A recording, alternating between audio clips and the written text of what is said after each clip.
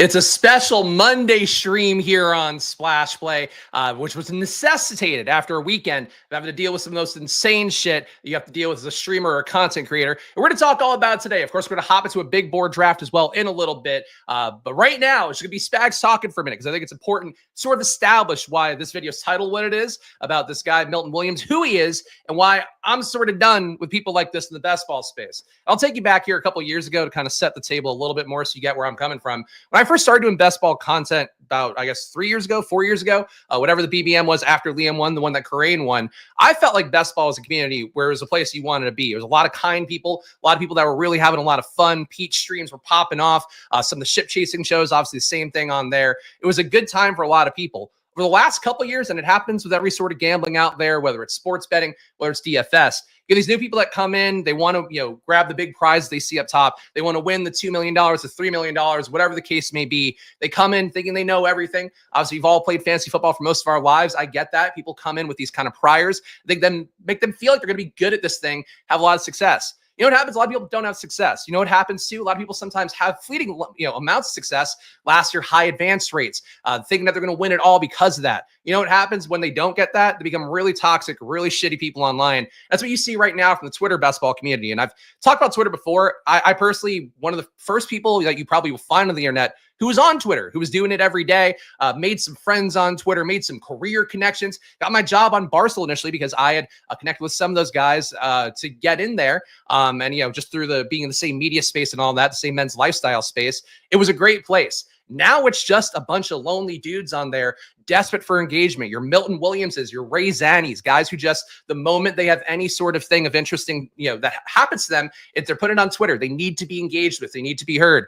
And we're going to get into Ray too, the guy who you've seen appearing like half an autist on Pete's stream a couple weeks ago, doing the quote unquote interview where he just talked over him and basically had no social skills whatsoever. That guy thinks he's going to be a big board streamer, one of the best streamers out there's getting a ton of views because he won one fast puppy. We've seen now too, the other side of the equation. I'm going all over the place here because this has been just stewing in my brain for the entire weekend. And I'll get to why I am crashing out here, as people are saying in the chat. For this point, for me, to have to spend my weekend, dealing with idiots is not something I want to do. I did a stream on Saturday for Stochastic, doing extra work on a Saturday, not something I'm usually trying to do, but they needed to fill in, so I did it. Same time, that kind of thing, that kind of work, whatever, having to deal with people issuing threats. And that's where this Milton Williams guy, again, Altoona, Pennsylvania's Milton Williams. Apparently he's from Detroit and thinks anybody should give a shit about it. Well, he posts pictures of himself with 8 kids that are not his to show that he somehow has family that matters. This guy threatened violence on me, threatened to come to my house where my 3-year-old toddler lives, where my puppy lives, and try to fucking do something to me. You don't fucking do that. That's not what this is supposed to be. It's not what best ball is supposed to be. It's not what gambling is supposed to be. It's an individual fucking thing you do for yourself. And to have other little Twitter bitches out there, and for all of you guys out there, these guys, if you're not on Twitter, good for you. More power to you.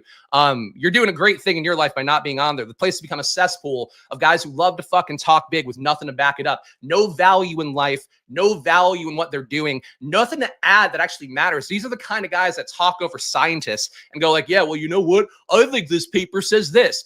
These are the people you have on Twitter now that think they have some opinion that fucking matters. In reality, they don't. They don't matter, but these guys just love getting sort of any action. So after Friday's stream, so to tie it all back together, and again, this is me ranting, bear with me on it because I'm like, when you get fucking threats to your house, like this is to me a bridge way too fucking far for this shit that I do. And something I frankly talked about at length with Underdog when I was in my renegotiation period was how this shit's getting a little bit weird at this stage of things. And it feels like a fucking, James, I don't give a shit about you. Get the fuck off the channel. It's not a spin zone, dude. When you get literal threats of violence in your Twitter mentions, I think you're allowed to fucking react accordingly. And I'm tired of this shit. I'm real tired of it. I love you guys on this channel who watch these videos, who try to get some value out of it. Frankly, for old Milton Williams himself, like he was an okay guy, clearly wanted a little more love and attention that I was giving him. Couldn't handle a fucking 5-minute timeout on Friday before he had to crash out himself, cry on Twitter like a little fucking bitch. That's the kind of people you have now in this space. And I don't want it. Like the reality of it is like, and to kind of make it even more clear to you guys, these people think they're like paying your paychecks or whatever because they watch your videos. Reality is like, I could do a redraft video tomorrow, get those new people in. Those people would actually be paying my paychecks because they're the ones that would be going under my promo code. You watching a video, or not you specifically watching this, but those guys out there, like they watch a video, they fucking look jonesing for attention themselves, have to be in stream draft rooms and all that. Like they're not actually adding anything to the pie. They're just taking away for their own needs of either gamble, to have their name seen on stream, to feel like they fucking matter, and they don't. So in my opinion, at this point, like, you want to see me crashing out on stream? This is the start of it. I will not fucking tolerate people trying to bullshit me, trying to come to my fucking house or even talking about it. Even as a joke, you don't fucking pull that shit on me, and you're a fan. And this guy, Milton Williams, was a fan. You might remember seeing him in the chat. Snowman, he's been in the chats like for fucking years now, sucking up, trying to be a little fanboy for me. And he's now butthurt because I did the same bit I do on stream on Friday. Somebody sniped me. This idiot can't even chat properly. Makes it sound like he's the one who sniped me. So I gave him a 5-minute timeout. This leads to now Twitter fucking shit. This leads to this guy threatening my life on Twitter, threatening my family on Twitter. That shit's not just gonna fucking happen anymore. So for you guys out there, yes, he's a fan. It's just at this point here, and I appreciate chats like this from Zone Chuba. I need you guys to understand that this shit is so fucking toxic, so fucking stupid, so fucking beyond the pale of what this space once was, is like the nice part of gambling. And at this point for me, I don't know what it means. It means I'm going to keep streaming here. I'm going to keep showing up and doing the work for the people that I actually like and care about. But for the guys on Twitter that just get off on any sort of interaction, for acting, for feeling like you're seen. Here, Milton Williams, you're fucking seen here right now, you big fucking loser. I really want to call him the F word, but I'm going to try not to do that here. But it was really like, people who just are too dumb to exist. There's so many people on Twitter that have these fucking sub 100 IQs and think that they can somehow dictate things to you or dictate things to me. And it's like, and also frankly, tagging underdog in tweets, like trying to get me in trouble like a little bitch. Ironically, all the people that complain about cancel culture are always the fastest to try to get somebody canceled. But I had fucking burner accounts, people using their first tweet on some best ball anonymous handle attacking me over the weekend, trying to tag underdog. It's like, at this point, if you're one of those people, don't watch the stream. It's simple as that. If I had 100 views on a stream and they're all quality, 100 people that actually want to be in here and want to vibe and get what I'm trying to do and get also, frankly, basic bits like, oh, wow, Spags tilting a little bit over getting sniped on a QB. The same thing I've done in fucking streams for 3 years now. I don't know what to tell you, man, but I really think this dude is one of the biggest pieces of shit I've seen, this Milton Williams character. Ray Zanny, another one, and we could share a DM from that. Here, let's go into the best ball draft, though, right now. And let's pull this tab. Oh, not this tab. This tab. There we go. I'm rusty on streaming right now, guys, because I'm so filled with anger right now and having to fucking even do a video about this. But we're working on a Monday. We're going to get a draft in. And in the meantime, I'm picking the 3-hole here. Let's pull up this DM from Ray Zanny, guy who won 200K in the fast puppy. And frankly, this DM's pretty innocuous, but like this just shows you the fucking mental capacity here. Heard you were talking shit about me on a stream. For the record, the talking shit, quote unquote, was in fact saying, hey, maybe we shouldn't like mock this guy on stream because he's clearly a little bit retarded. I'm going to just say the word because I think we need to be abundantly clear here. This guy clearly has a mental deficiency. He pops into chats and Getty's being made fun of. I will say for guys like Ray here, popping in here, you're the last person in the world should have my name in their mouth. Can't wait to take your rake this year. First of all, Ray Zanny's been following me for fucking years. So another thing here, another fan, another stan that's upset they're not getting their time in the limelight. And here's the other part of it too. And again, here I replied, I have no clue what you're talking about, but fuck off either way, which is exactly how I feel about it. If you act like an autistic and more chats to become the streamer you dream of, then Ray kept tagging me, kept tweeting me. So I posted, hey, Ray, suck a dick. You're a father. You want people threatening to come to your house with violence? Use your brain. You luckbox one tournament and now you're stan. I stand by that. So that's where we are with these guys right now. I'm going to keep talking about it throughout the stream. I'm also going to keep drafting here. But this is mostly just a vent test for me. So I need to be abundantly clear here. I don't respect a lot of people out there. Like I don't, like not just in general in life, but like I don't respect the intelligent people. I don't respect them, their ability to do the work like I do. And this is also, guys, an unmonetized video because I'm going to say whatever the fuck I want and I want no sort of repercussions for it. There's a lot of people out there that like in this point in the world can just spout out, can just say whatever. They don't do the work. They don't know anything, but because you can get a platform on Twitter, because you can get bumped up in an algorithm, and because some of those best ball guys, because they're all just one big circle jerk of losers who are trying to feel better about themselves, and they frankly worship Ray Zanny, which I think says enough about it. Because those guys are out there right now, like it's frankly a lot of people that I think have no credibility that are now talking like they're the most credible people in the world. And that's not just across basketball. It's not just across football. It's across everything on the internet. It's across politics. It's across all the shit. And if you know the show, I talk about things that I believe. I talk about stuff that I care about, stuff that's relevant to me. And also worth noting, by the way, I did draft Saquon Barkley here. So maybe the Twitter best ball bros can now shut the fuck up because they've drafted Saquon Barkley for like the 50th time on stream so far this year. But in general, for these guys, like, I think their issue is that they've spent no time actually trying to learn something. And for guys like Ray Zanny, like, he's literally one of the dumbest people I've seen come across any piece of content. I watch a lot of content, guys. I watched that guy talk for 20 minutes. I really thought, holy shit, like, this guy must have some sort of mental disability. It's cruel to have this whack pack situation, having this guy on camera, because clearly he doesn't have all of his mental faculties. That's the guy winning a best ball tournament, because that's what the luck component is now. And like, that's what it is in gambling. Single slate. You could have guys get lucky and win. These guys now think they're geniuses for it. So I don't even know what to do with on a daily basis, to be honest. Like, I try to do the best I can to extol good data, good structure, and all that shit. But in reality, it's just become a space where it's like, do I even want to be in it? Is really a question I ask myself sometimes. And yeah, that's what it is. But we got a pick coming up here, so we're going to keep gambling. Bucky Irving here. Can the Saquon Bucky pairing I've taken a million times? I'm not going to do it today. I am going to go T. Higgins today here, and we'll see what we get on the way back. Now I'm going to start reading some chats, try to recenter myself a little bit, but basically it just comes down to, if you threaten violence on me, you threaten to come to my fucking house, I will, first off, if you came to my house, I would literally slit your fucking throat. That's the first thing. If you are not an invited person here, and frankly, a lot of you guys in the YouTube chat, I'd invite Robert the Turd over, I'd invite Ebo Cowboy over, I'd invite fucking Matthew Emerson over, I'd invite a lot of you guys over. But for people out there that want to like try to encroach on me in that way, or threaten me in that way and act like it's going to be something I'm going to fucking back down off of, suck my dick is what I will say to that. Second part of it is, I dare you to fucking try, really. Like, I don't want anybody to come to my house because I do have a child here, do have a puppy here. I fucking need people to understand there are real life consequences when you start to fucking talk greasy to people over fucking getting a 5-minute timeout on YouTube. Like, what a fucking bitch. Just blows my fucking mind. This has been my weekend. We got another pick coming up, though. We got Terry McLaurin here. It's so funny to transition over into this one. We got Terry McLaurin here. We got Garrett Wilson. I'm going to go with this one. No, he did. CBK, just because you saw one tweet doesn't mean you saw the multiple engagements there. He threatened to come to my house and fucking attack me. That's exactly what he said. If you want to act and be different, he said he doesn't live that far from Pennsylvania, from Philadelphia, and would come here. Right? Go fuck yourself. I don't need your fucking membership, dipshit. Ray Zanny joining the channel. Thanks for the $5. You're banned again. Who fucking cares?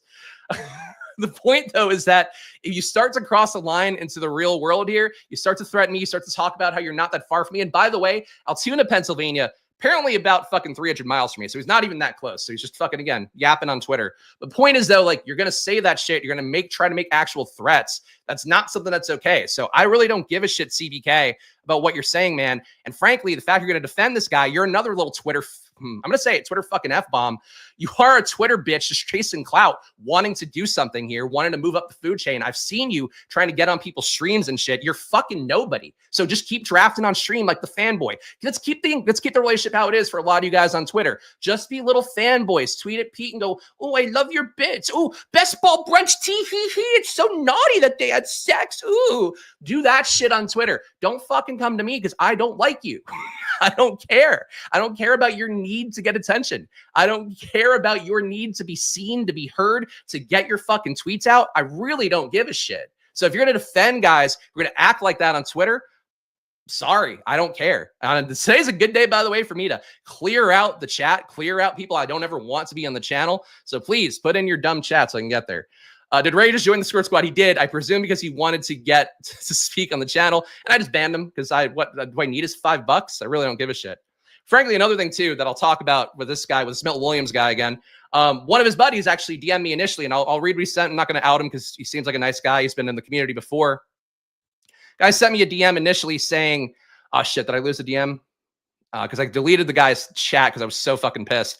He sent me a message like, "This isn't going to go well for you," and I'm like, first of all, like, you're fucking setting me a threat on this guy's behalf. Second part of it was like, then the guy, like, last night actually sent me an apology, like, oh, I didn't see that he was like threatening you. I'm sorry about that. Like, people realize too, and there are still sane people out there, so I'm going to try to appeal to those people instead of the little clout chasing bitches that want to pop to the chat and act like they fucking know what's up.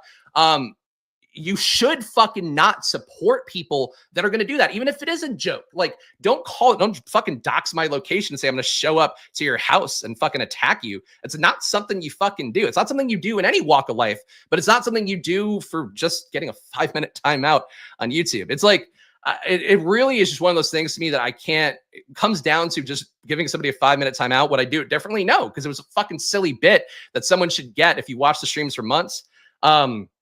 But man, I am just like, I just don't give a fuck. Like, if you think I want to hear your opinions and you're one of those people, like, again, that CBK guy who really desperately, I believe, wants to be somebody on Twitter. Hopefully I'm getting the right guy here. If not, fuck that guy too.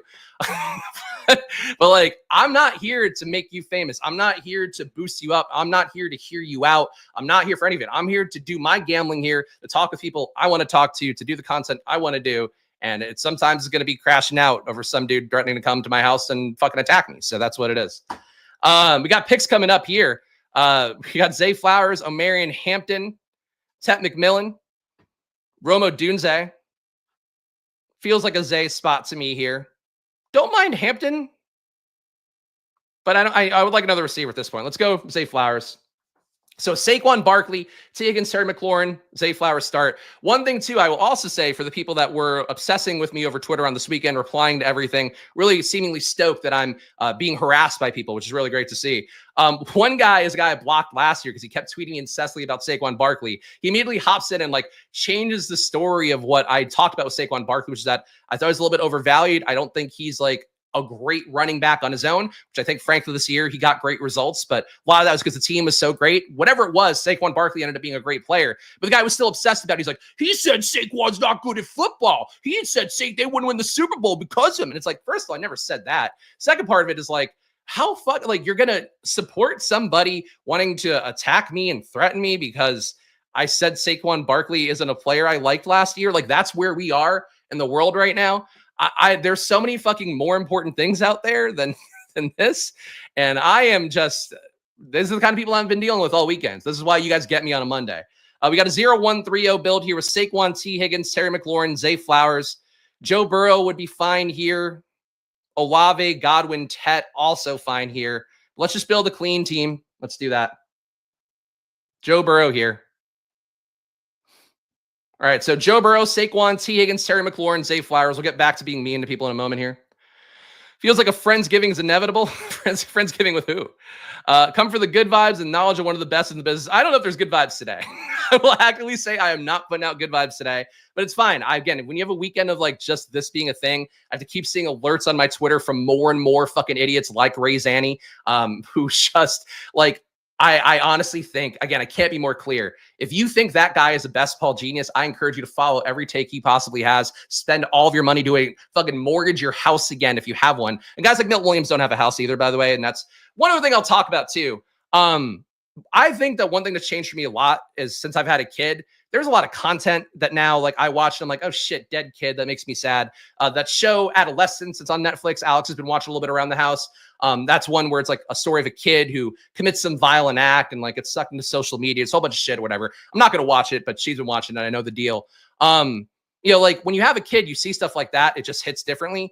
I would say I can immediately tell a lot of these guys on Twitter, the best ball bros, the guys coming in and defend this Milton Williams dude in the chat. You don't have kids. Like, you don't know what the deal is. If somebody's going to threaten to come to your house when you have a kid, that's something you just can't, like, that can't happen. First of all, it can't happen. Second part of it is like, it just shows where you are in the world. If you're like a single dude, you don't get what it means to like, oh, make a joke about this kid. When I was at Barstool, there was a guy there, Loud Sean, the guy I played the 101 basketball game against.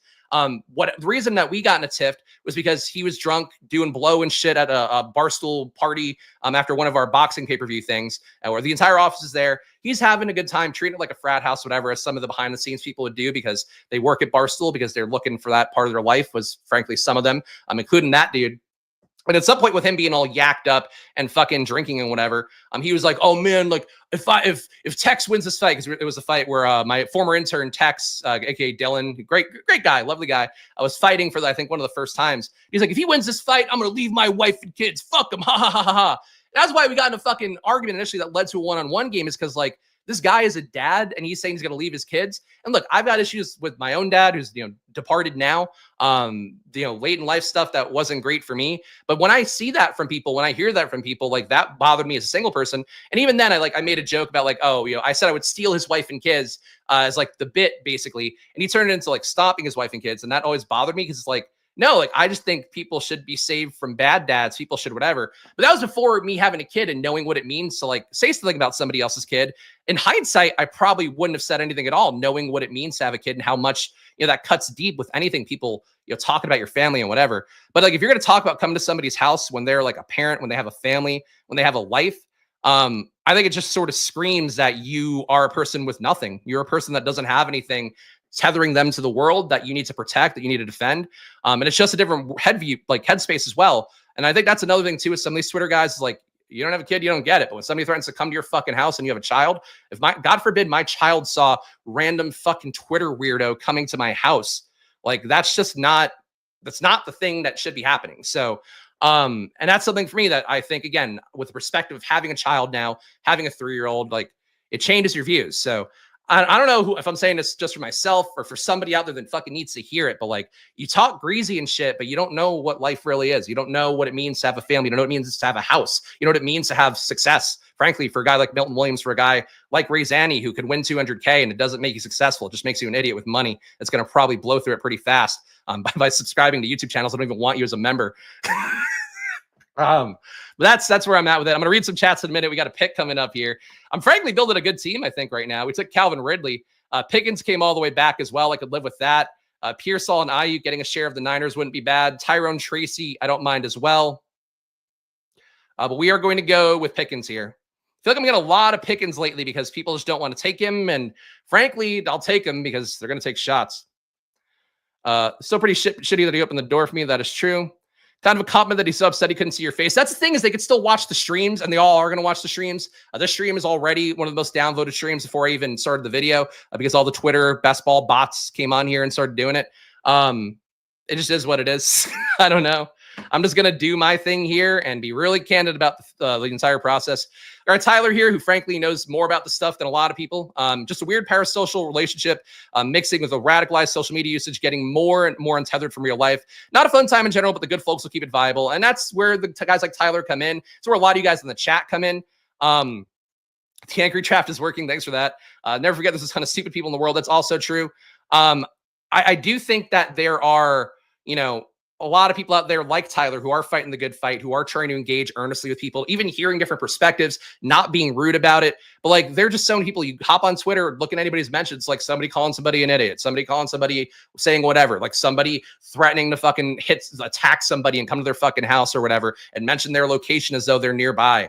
That's what's on social media these days. And like, I don't know, man, I don't know how to make it better for myself, to be honest, besides just, like, I thought, should I just deactivate Twitter? Should I just really like pull the Band-Aid off entirely and just do YouTube, maybe post on TikTok, and that'll be my platforms? Something I'm thinking about. But I don't know. I just think that it is this weekend. This weekend took it out of me. Not exactly true. I don't have kids, but I do have common sense. Some people are sick and have no smarts. That's fair, Dick. That's fair, Dick Chuck. But no, I get it. And look, and I'm not saying that everybody who doesn't have kids, like, because I think that is one thing parents do, which is a little bit unfair. Like, just because you don't have kids doesn't mean like you don't have worth. But it comes down to like, okay, you don't have kids, you don't get what it's like. You're threatening to attack people with families, to come to their fucking house, whatever. And you're also like just online all the time, desperate for that dopamine kick of somebody replying to you, somebody hitting the like button on your tweet. I don't know, man. I personally can't relate to it because even as a content creator, I've never chased likes. Like, I've never really gotten anything from it. It's nice to feel popular, nice to feel loved or whatever. Like, I've been at times in my career, but it's also like, I don't know. It doesn't really get me anything. It doesn't change my lot in life. It doesn't necessarily make me more money. Like, legit, if 1 million people who didn't use my promo code watched every stream here, I guess I'd make more YouTube revenue, but it wouldn't really change the kind of economics of what we're doing for the most part. Sort of how I view it in general, but I don't know. I personally like feel bad for most of these Twitter best ball bros that are just like desperate for people to hear their takes, and they want to be heard. They want to be right, and they want people to come after them after the fact and go like, man, you got this so right. And for me, it's like I just get shit right because I know what I'm doing. I'm good at what I do. I get things right more than a lot of the industry every single year here on stream. And you can go back and watch every video. They're all available. You can see things I got right in 2023, 2024, 2022. I keep listing years. But man, I don't know. It's weird. It's like one of those things that like put a lot of piss and vinegar in me. Like I was really fired up and angry yesterday. Also having a couple golden monkeys. Was really angry about it. Now I'm like, the more I talk through it, I'm like, I'm just kind of depressed. Like I'm just kind of sad about the situation. It's how I feel about it. Twitter's only good for porn. All right. I personally don't use Twitter for porn, but more power to anybody who does get that joy out of it. We got picks coming up here. We got to keep doing this draft. We got Burrow, Saquon, Higgins, McLaurin, Zay, Ridley, Pickens. Would like to keep the light on for Cam Ward. Like Ramondre here would feel pretty good. Got no Tampa Bay. Let's get a second RB here, Ramondre. The hope would be, he wins over this incoming Tennessee staff / Josh McDaniels in his umpteenth return. Hopes that he wins him over, earns the trust there. You run the risk that anybody coming in, a rookie, even Antonio Gibson, could win the new coaching staff's trust and favor and be a player that does get the meaningful work. And a team that's probably going to run a lot this year. But for me, with Ramondre, pick 94, still a pick I'm comfortable taking when I need an RB right here. And we got another pick. Again, would like to keep hitting RB if I can, because I feel like only Saquon makes me feel kind of naked at this point. Then now people at Saquon guys are going to be offended again. What, Saquon isn't enough for you? I'm going to attack you. That's what they're going to say. Jonnu Smith, I think would be an okay click here. ATN, Jonnu. I think I prefer ATN here. I do like Jonnu as a click at this point as your first tight end to kind of get things going. But frankly, his role could be minimized in Miami this year, and it wouldn't be the biggest shocker in the world. So we got a 1-3-5-0 here. Again, we're still doing a draft, even though I'm going to keep going to tangents here and keep reading your chats as well. Joe Burrow, Saquon Barkley, Ramondre, Travis Etienne. At wide receiver, T. Higgins, Terry McLaurin, Zay Flowers, Calvin Ridley, George Pickens. And we got no tight ends yet. So nice little wide receiver room. Made it up from not taking the wide receiver in the first round. We got Saquon here to steady us, of course, making up for not getting Saquon last year. Besides that, see what we do on the home stretch. Social media made y'all way too comfortable with disrespecting people and not getting punched in the face for it. Mike Tyson, a man who I've interviewed before, and I agree. Two men of similar ilk, but yes, fully agree with that. Twitter's been a cesspool for so long now. Blue Sky. I might try out Blue Sky. I just don't like it. At a certain point, Blue Sky will become Twitter too. It's possible. I don't know. I would like to make a grandstand for sure. Like I stopped paying for my Twitter check. Like even though back when I first was at Barstool and I got my blue check, it was really one of those moments where I was like, wow, this is really cool. Like it feels like I've accomplished something. I'm a person who's verified. Apparently I matter enough to get that blue check mark. And like now it's like, I see the guys with blue check marks who are paying, like your Ray Zannies, your Milton Williams, is really all the people you don't want to talk to on social media have a blue check mark now. You see those guys with it now and it means so little to me. And it's like, and I don't want to support fucking Nazi town. Like I don't want to support the weirdness that goes on in there. I don't know. Maybe I'm just a man who just needs to only make one-way content, one-way YouTube content. And that's it. Getting punched in the face thing is true, but I think it's just more that people don't get ostracized for being assholes anymore. Also a fair point. Used to be when people broke the social contract, they didn't get to play, but the whole Republicans buy shoes too attitude's kind of the issue. Interesting. Thoughts on Mooney? Yeah, we go back and forth. I like Mooney. I do think that Penix gravitated more to Drake London from the small sample size we saw at the end of last year. That's why I like Drake London so much, taking him at the end of the first round, beginning of the second round, which is a little bit higher than most people have him ADP-wise. I like London a lot. I think Mooney's a perfectly fine play. I think that Mooney and Pitts having a good year because of Penix just being good enough to produce a lot of passing yards, and hopefully the Atlanta defense not being good enough to keep them from having to do that, I think would be what I'm expecting from the team. So no issue with Mooney at his price tag. He and Shaheed actually two of my favorite clicks in that range. Blue check mark is now a reverse litmus test. That's also true. And the thing too is, like a content creator, you feel the pressure to pay for it. And I personally don't. I don't want to do that. All right, 1-3-5-0 here. Do feel like DeAndre Swift is a little bit of a tough click for me here, feeling like he will not be a part of that team necessarily. Cam Scattaboo, I have been taking a little bit more of, and I'm going to do that again here.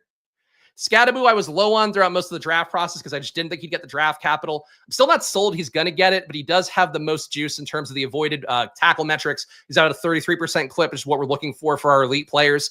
Guys like previously, Jahmyr Gibbs, Bucky Irving had that rate coming out of college. Bijan Robinson, same thing. So Cam Scadaboo, I'm taking more now because I feel like there's a little bit of enough of a buzz kind of brewing around him that he might get good draft capital. Was hoping Tucker Kraft would come back around for me. It's not going to be the case. Some people just want to fight on Twitter. A guy got all crazy because I didn't want to argue that he thought Josh Dobbs the best. And that's the thing is like, it really is just people looking for that. I don't know, looking to scratch that itch of yelling at someone or getting yelled at. I don't really know. I'm going to do something weird here. I'm going to take both Jacksonville RBs. Do you think there's a world where we see a Rachaad White / Bucky Irving usage case for these guys this year? Liam Cohen offense coming in. We saw last year he would love to use multiple backs if he can. This year you have ATN in, you have Bigsby coming in. You run the risk that they bring another rookie in and these two guys somehow get displaced. But I think it's a backfield where you can take both backs. So we'll take Tank Bigsby here, add him on top. Let's see. Mooney almost 1,000 yards last year. Yeah, it was close. Twitter's fun to lurk. I should engage with anyone. And Adam loves to troll too. So if even you're not on Twitter, I get it. And Adam, you would be okay to come to my house as well. If invited and we schedule in advance and I knew you were coming, I had a week notice, then you'd be invited. But yeah, for a lot of people, I feel the same way. Look, I think Twitter is important to get news from. I think if you're looking for meaningful engagements from people, I don't know. I don't think it's the place you want to be, but I get it. Like, honestly, the Twitter best ball guys, for as much as I would shit on them, and I think that's all like a little bit of a circle jerk. And frankly, too, one thing I'll encourage you guys to do, which I should have mentioned up top, you want to see some of the social media weirdness, go on Twitter and search the phrase best ball cabal, CABAL. And what you'll see is a bunch of people that are talking about best ball from last year and how they feel like the industry, let's say, so like your streamers, your content creators, whatever, they somehow work together to deliberately mislead them, or that they're working together to somehow oppress those guys from having the results that they want. Like that's the kind of thing you're dealing with on Twitter. It's like conspiracy idiots plus violent idiots plus lonely people who don't have any sort of thing tethering them, like Artillery Frost was talking about. That's what you get on Twitter. And that's what I think in particular you get from Twitter best ball guys who are just really all yearning to be seen. I don't know. And that's it. The Pound here, the Pound is plays with the Twitter best ball bros much nicer than I do, but shout out to him. Pound, one of the good guys in the space. I will always give him credit, even though I know you have some lunkheads in your community. I would also speak ill of, I'm sure. Big QB run here. Fucking Jesus Christ. Oh, we got 1, 2, 3, 4, 5. Okay, so 7 QBs in this last swath here. I don't think I needed any of those guys desperately, but it doesn't feel great. Let's see what we get.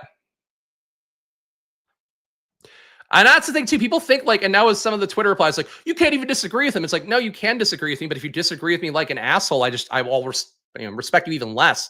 And the reality comes down to like, and I get it goes both ways. Like, obviously, I'm a personality doing a stream, so I kind of have to, I wouldn't say ham it up even, but I have to be more effusive, more, I guess, hyperbolic or whatever. I'm going to take Cam Ward here, by the way.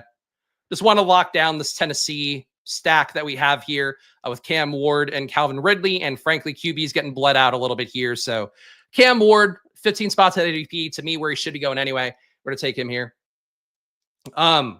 But yeah, I think for a lot of people in this kind of in this space right now, I don't know, maybe we all just need to chill. Maybe I need to chill more too. I can fully admit that. But like for me, it's like I know people watch, like enough people have made the tough fish poker guy analogy. Like people want to see me tilt. So if I tilt on a stream, I'm doing it from a place that's earnest. Like if somebody snipes Mitchell Mack, who's the 12 hole here for me, if he snipes Baker Mayfield for me without any bucks, like, yeah, I'm going to fucking tilt about it. But also, like, I am kind of doing a bit because it has to be entertaining content that people want to see. And I hate to pull back the veil on this stuff, but like, people really just don't fucking grasp. See, people don't have the media literacy to grasp anything at this point. Rico Dowdle, come on down as RB6. I don't mind Tillman here. Would have taken Trey Harris if he came all the way back. I still like him, even though it seems like a lot of people in the industry don't. We're going to pass on. Well, I'm not going to get him now. We'll get Rico Dowdle instead.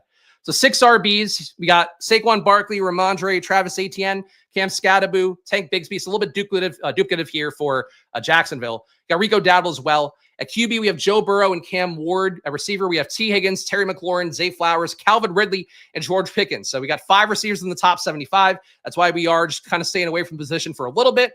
We'll go back to it in a little while, though. Dowdle's been falling a lot lately. I don't know why he should. I mean, he literally just got, the coach saying this week that they expect to play him, in a timeshare, hot hand backfield with Chuba. I don't know what more of a cosign you need from Rico Dowdle. And frankly, as I've talked about a few times, the fact he's putting up 100-yard games for that Dallas offense on the home stretch, I think still does matter quite a bit in terms of how I'd perceive it. So, yeah, look, for as much as we're talking about that, that's it.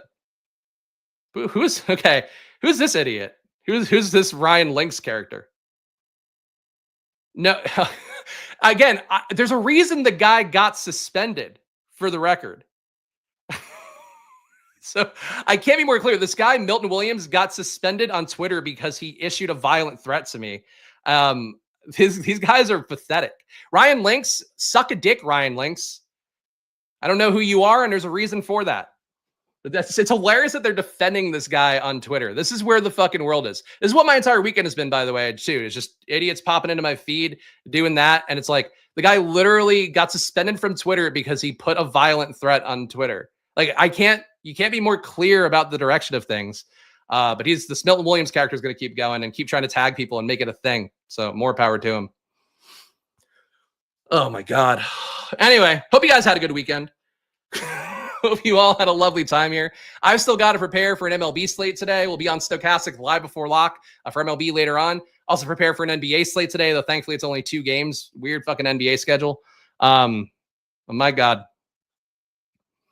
No, it is not doxing. That's true. Wild that the Pats' new DE signing is battling with fantasy football influence. It's true. It is. I'll tell you what, if I could choose between Milton Williams's, I would choose the Pats one 10 times out of 10. At least that guy has something going for him. This guy just tweets a lot. So that's it. Oh my God, man. I need a nap. I need a weekend off. I need a massage. I need all the things to deal with just morons. Oh my God. Also, Ryan Link. Could you imagine caping for somebody on Twitter? Like, are they boyfriends? Like, I mean, not even making the joke, but like, how embarrassing to be caping for another man on Twitter because you like his tweets. Oh, he likes best ball. Like, I like best ball. That must mean he's a good guy when he's literally threatening to come to fucking my house. Are you fucking kidding me? Woo. Hate that I have a conference. Well, shout out Kelly. I appreciate that. I don't think you're missing much, man. I don't think you're missing much. Really tempted to stir the pot, but I didn't. Thank you for your courage in this space, Adam. Everyone just wants attention. That's true. That's true. I just oh man, I'm like sweating. I'm sweating here. It's not even a fucking hot day. And I'm sweating because of how angry, how high my body temperature is running because of this dude. Like, I just fucking hate it, man. And for the record, if you're any of the guys engaging with him on Twitter, I'm just blocking you. You're never going to exist to me again. So just prepare emotionally for that, for that situation. We're on the clock here, though. I think we need to just grab some tight ends at this point. Man, this is a group where I really have no lean. I'll go K. Dotton first here.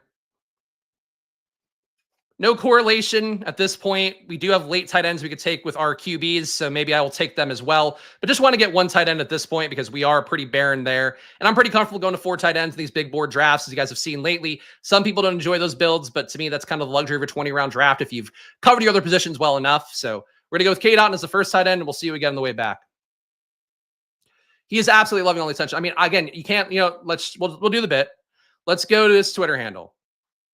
Let's see. I got to find it because it is blocked for me. Though it is in the YouTube description, so I guess I could find it pretty fast. All right, let's see. All right, let's see. How many tweets has he had about this? All right, so there we go. So 1 tweet last night, getting his engagements. There we go. He's shown the tweet here. He's threatening to come. I live minutes from Philly where he is. He doesn't live minutes. He lives 300 miles away. All right, so 1 tweet, 2 tweets, 3 tweets. Oh, here's him. Say Drake. Here's him posting his family's kids. But by the way, I'm sure his family would love that he's posting their children online to show that he is in fact somebody that has value. These are not his kids for what it's worth. These are his family's children he's posting. Really logical stuff. Oh, they're his grandson and granddaughters. Oh, good. Look, he's replying to things in real time. This is so fun. Yeah. Anyway, another tweet here. He's tagging. He's trying to get me in trouble and everywhere. Like, could you imagine this? He's trying to get me in trouble with YouTube creators' handles. This is what we're dealing with. This is the level of genius that I'm dealing with. How many tweets in one weekend? All right, these are not about me. But it's just, yeah, there we go. I don't condone violence while threatening violence. Again, this is what we're dealing with. Like, is that normal behavior, guys? Do you find that to be a cool thing to do? Here's me turning it into a stream and talking about it on my medium and the content that I make here as just part of this process. But that's a guy desperate for attention. That's a guy who really wants to be seen and heard. And that's a guy who wants to matter. And he doesn't. So take your 20 likes, Milton. Take the best ball bros liking it and fucking sucking each other off. You guys can all defend each other while you all threaten violence against creators because you feel like they didn't give you good info or something. Even though, by the way, Milton has like sucked my dick for years, by the way, about how much he loves my information and what I do and how he's gotten so much value out of it. But because he got butthurt by getting a 5-minute timeout on YouTube, this is where we are. And for the record, this is the last time we're going to talk about it. This guy can keep tweeting, and he's probably going to keep tweeting about this in perpetuity because it's the most interesting thing he's had happen to him, I'm sure, in years. But I hope he knows, like, you're a fucking weirdo. And the fact you need to post you with a bunch of kids to show you have value, that kind of intrinsically shows you don't. So die alone, Milton, is what I'll tell you. Shout out Nolan here. I do appreciate this super chat. Nolan's a guy that's win a lot of money on this, a lot of money on things out there. Real talk to Spags fans, repeat streams a couple years back, and you've always been my favorite creator. You keep it real and say what you think instead of pandering to people. And you've helped me win tons of money and provided hundreds of hours of entertainment and knowledge. Thank you, Nolan. That's really nice of you to say, and I appreciate it. Like, and that's what I like, frankly, and I'm not saying this because like Nolan gave me money. These are the guys like I do this for. You guys who watch the stream and are with me on this and not and understanding at least where I'm coming from. I get it. But you know, I appreciate you guys who are the real ones who are here. 2661 build here. Isaiah Bond going the wrong way. So we haven't talked about it on stream, I don't think, but some Jermaine Burton esque quotes about him and how they feel like he might not be a good character guy, and that could lead to the draft stock falling a little bit more. So that's where that is. I'm not taking Isaiah Bond at all. Seemingly neither is the room. But we will take a tight end here. Pat Freiermuth will pair him with George Pickens. And we have our little Pittsburgh stack without the QB right now. Shout out DT here. Heads up, Spags. Let you speak your mind. Love your basketball takes and content. Fuck those bitches that think they're bad behind the computer screen. Keep up the great work. Especially it's even funnier the guy's a fucking grandfather. Like, you're a grandfather and you're on fucking Twitter trying to threaten people? Fuck off, man.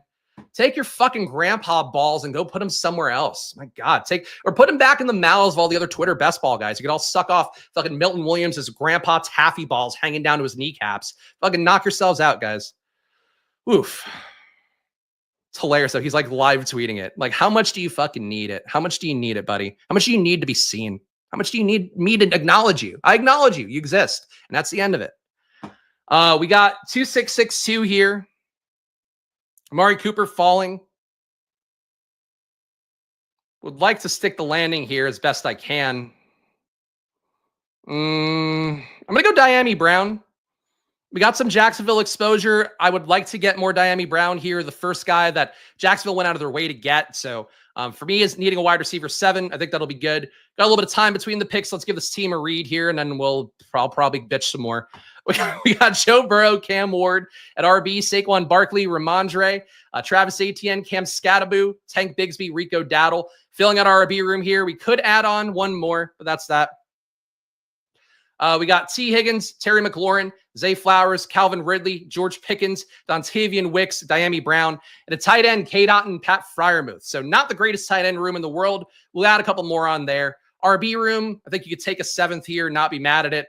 Receiver room, I feel okay about. We got all legit guys. Got Wicks again, who's way too cheap, as I've mentioned a million times here, given that Christian Watson's going to be hurt and missing at least a part of the year.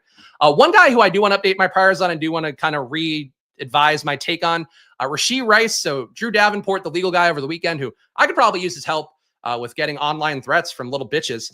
But he posted the legal timeline for Rashee Rice over the weekend. It basically pointed out that he thinks Jordan Addison is very likely to get suspended this year because the LA process is moving along in a way that lead him to believe that court case will be done by like June or so. And then we'll have his 1 to 4 game suspension off of that for Jordan Addison.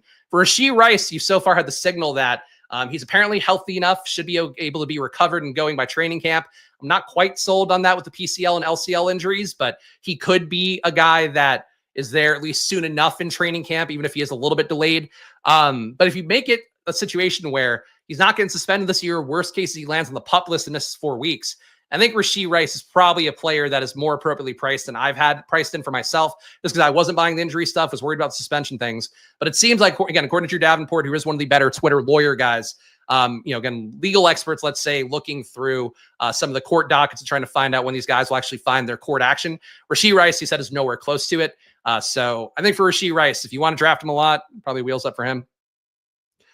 Marshawn Lloyd was staring me in the face, but he's frankly got a lower ADP than where I have him ranked. So we'll see if we get him on the way back. We might not. Times are tough when the Spags is crashing out. I mean, I'm crashing out because, again, you just start making threats and stuff. It needs to not be a thing that's allowed. Needs to not be a thing that's supported at all. I appreciate Chad Mashke sending me a nice little DM saying, sorry, you have to deal with these people. Shout out our guy, Chad. Chad's a very sharp guy. You might know him as Lee, bunch of numbers on the Underdog platform. Very good drafter who's won a lot of money doing it, as opposed to many of the people on Twitter best ball.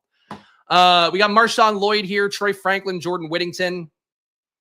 I think I'm just going to go up and get Chig, though. Would like to complete my Tennessee double. Think Cam Ward at this point. Tennessee's canceled visits with Shedeur Sanders, with, I think, Abdul Carter as well. They had a visit, then they moved it or something, and then weren't going to have it anymore. Seems like they're now locked in on Cam Ward, which you've speculated here since the pro day. Seemed like that made it the case.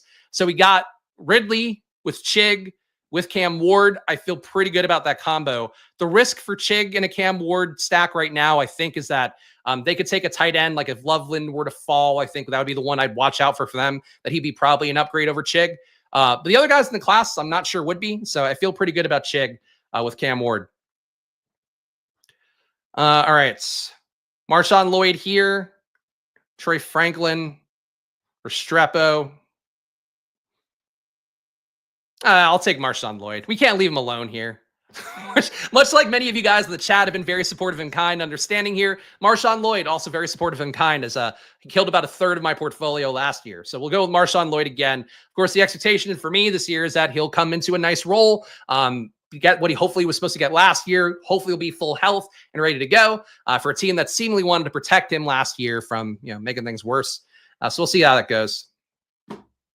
And guys, if you're watching this video, again, well, frankly, with all the Twitter best ball bros being fucking weird about it, please subscribe down below with the like button, leave a comment. Frankly, I know the Twitter guys, I know they're mad about it because they're mad if they start talking shit like that, they're going to get called out too. And the reality of it, this is going to be the last time I do a video like this. I've made my case today. I've made my point as well as I can. I think some of you guys out there getting too familiar on Twitter, trying to act like you fucking know things. If you are going to talk about coming to my house, you're going to talk about violence on me, it's not going to be okay. But if you are a normal person here and you want to be a part of normal best ball streams and not just be a weirdo who's on a platform run by Nazis or pseudo-Nazis for 18 hours of your fucking day, please hit the like button. Please subscribe. Leave a comment here. Likes in particular today to balance out the Twitter weirdos would be appreciated. But follow your hearts. I honestly don't fucking care.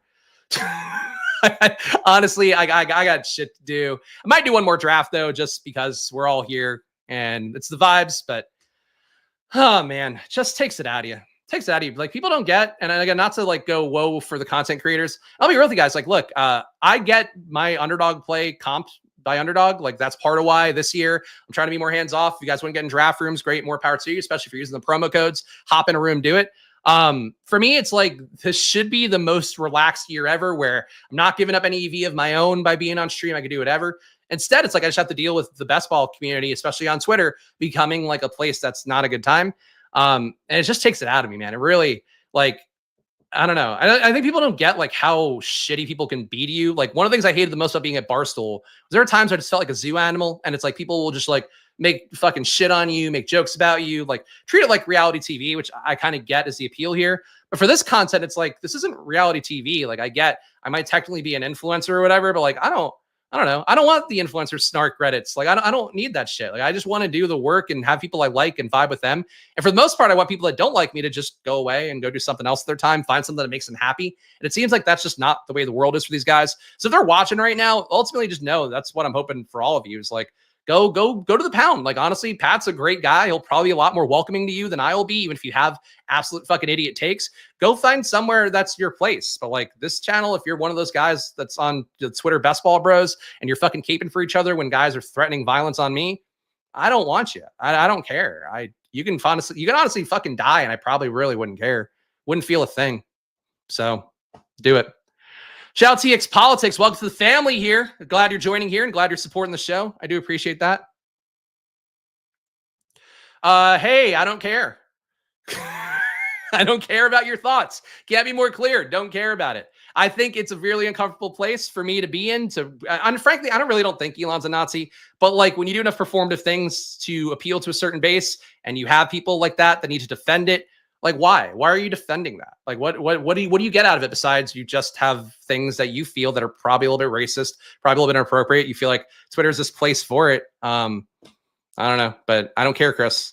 I can't be more clear. If you say something I don't want to see, I'm just not going to see it. It's the way it's always been, but it's going to be even more that way now. Restrepo can make his way to pair with Cam. They definitely are live, Dad, somebody. I would love to see them get Trey Harris because I think he'd be a good fit with how I expect Cam Ward in this offense to be. But, you know, we'll see. We got one last pick here. Then we'll hit a second draft, and you guys can draft along with me if you want. 2773 here. And I think one more tight end would be nice. Really not a lot of credible ones, though. Frankly, Noah Gray, I'm comfortable with. Do you think he'll continue to take some work away from Kelsey to keep him fresh down the home stretch? So Noah Gray here, our final pick for tight end room, 2774 with Joe Burrow, Cam Ward. We got Saquon Barkley, Ramondre, Travis Etienne, Cam Scattaboo, Tank Bigsby, Rico Dowdle, Marshawn Lloyd. At receiver, we have T. Higgins, Terry McLaurin, Zay Flowers, Calvin Ridley, George Pickens, Dontavian Wicks, and Diami Brown. So didn't get Gesicki. Mitchell Mack fucking sniped me again. Not a player, but it's so far down the things I care about at this point.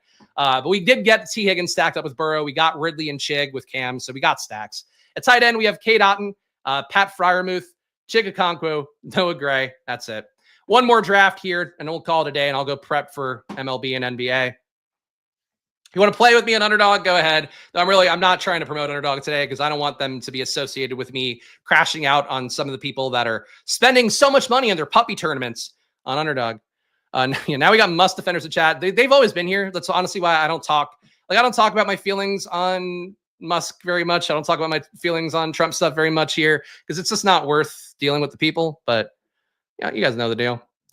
Shout out CLN joining here. Saw him in Pete's chat before. I was watching Pete's stream. And shout out Pete, of course, doing a much better job of not getting weirdos. Or if he does got him, I don't see him. So more power to Pete for how he handles that compared to how I do. Anyway, I'm going to drink some water. I got to hydrate with all the hating that I've got in my bones today. 3 more spots if you want to get in this draft too. I know you can't see it on screen right now. There you go. Well, I don't know. I'm not going to move so you can see it, but 3 more spots. And guys, if you appreciate this content, please hit subscribe, hit the like button, leave a comment. Again, it doesn't fucking matter today. The thing too is like the guys who are disliking the video from Twitter, reality is like it actually helps you YouTube algorithm the same way. I don't ever want to encourage people to dislike the video, but like these idiots think they're fucking dunking on me by disliking it. Hit the like button. It'll then help even more. I don't know. Or just get in this draft. Fucking follow your hearts, guys. G-Temp enjoying the drama. G-Temp, though, I do see you in some of those Twitter things. I hope you're one of the good ones, G-Temp. I know I've seen you before enough, and I'll give you the benefit of the doubt. See, look at me. I give people the benefit of the doubt, but not when they threaten violence on me. Not much I can tell you. Shout out Chunk. All right, Chunk the Deuce being here. Appreciate all the regulars. One more spot left in this big board draft. Then I can put this hell behind me, hopefully. But man, how do I summarize this? For anybody just tuning in, somebody threatened me with violence on Twitter because I got a 5-minute timeout on YouTube. All the Twitter best ball dorks love this guy for some reason, ignoring that fact. And now I hate him. Now I hate everybody. Coin getting to the chat. Shout out, or Kane. Kane, sorry, not Coin. Coin be a fun name too.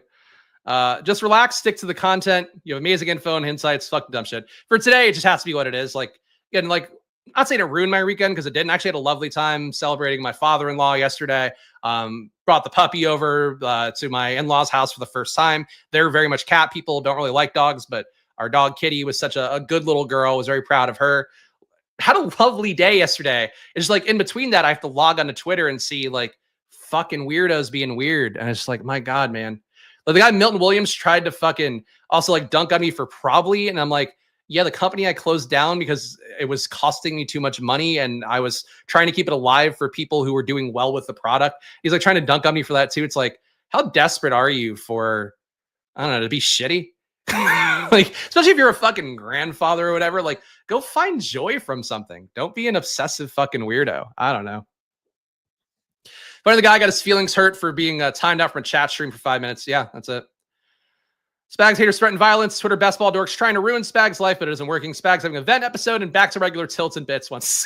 Like, that would be the AI summary for the video. I thank you for that one, Spurious News. I appreciate it. But yeah, man.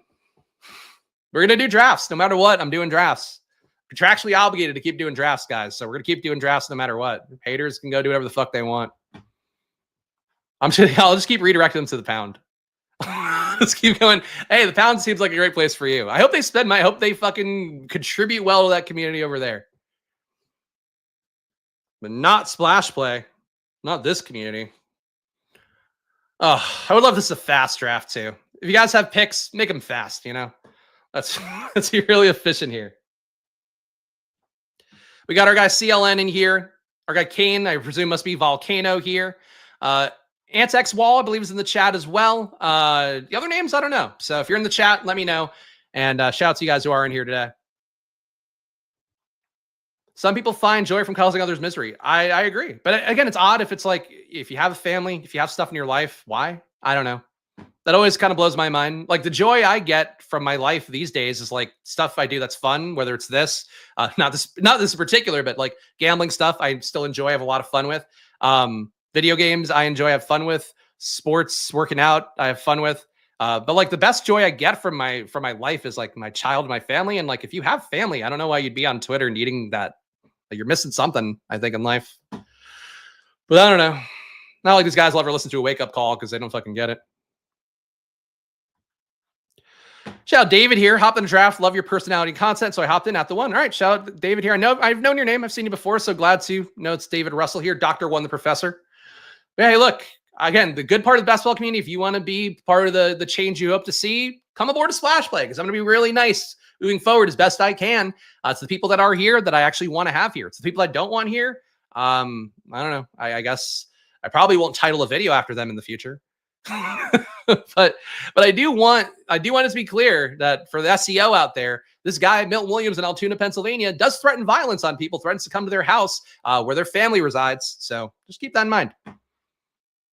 Anybody on Twitter, support him. Support him and out yourself, please. And that's that. Let's make a good draft, though. I think I've talked about it enough. If anybody hops in and asks questions, feel free to give me that. I doubt David Russell's a pee doctor, if I had to guess. But maybe. Drake London here. So I have him as a 12 rank. Get him at pick 16 here, right at ADP. I like Drake London a lot. Again, comfortable taking Darnell Mooney, comfortable taking Kyle Pitts. But Drake London, to me, what he showed last year, an efficient player for the most part, getting good targets. He ended the year with 0.23 EPA per target, 31% target per out run. So we are in the kind of elite wide receiver category with those numbers. 1.5 red zone targets a game for him as well. Really good. I feel like Drake London's one of those players where I might be a little bit alone on liking him more than markets this year. I am very big on Drake London. Think that he is a player that, to me, showed everything, making the leap. I think Penix being there, expect a lot of 300 passing yard days from Penix coming up this year. I think it's obviously going to benefit Drake London the most, even though Mooney's going to have his days, I think. Whatever else they bring in, that's not, Mooney and Pitts also probably have some shots as well. Bijan, I like his opportunity. Thought he acquitted himself as one of the best feature backs in football last year with the work that he got.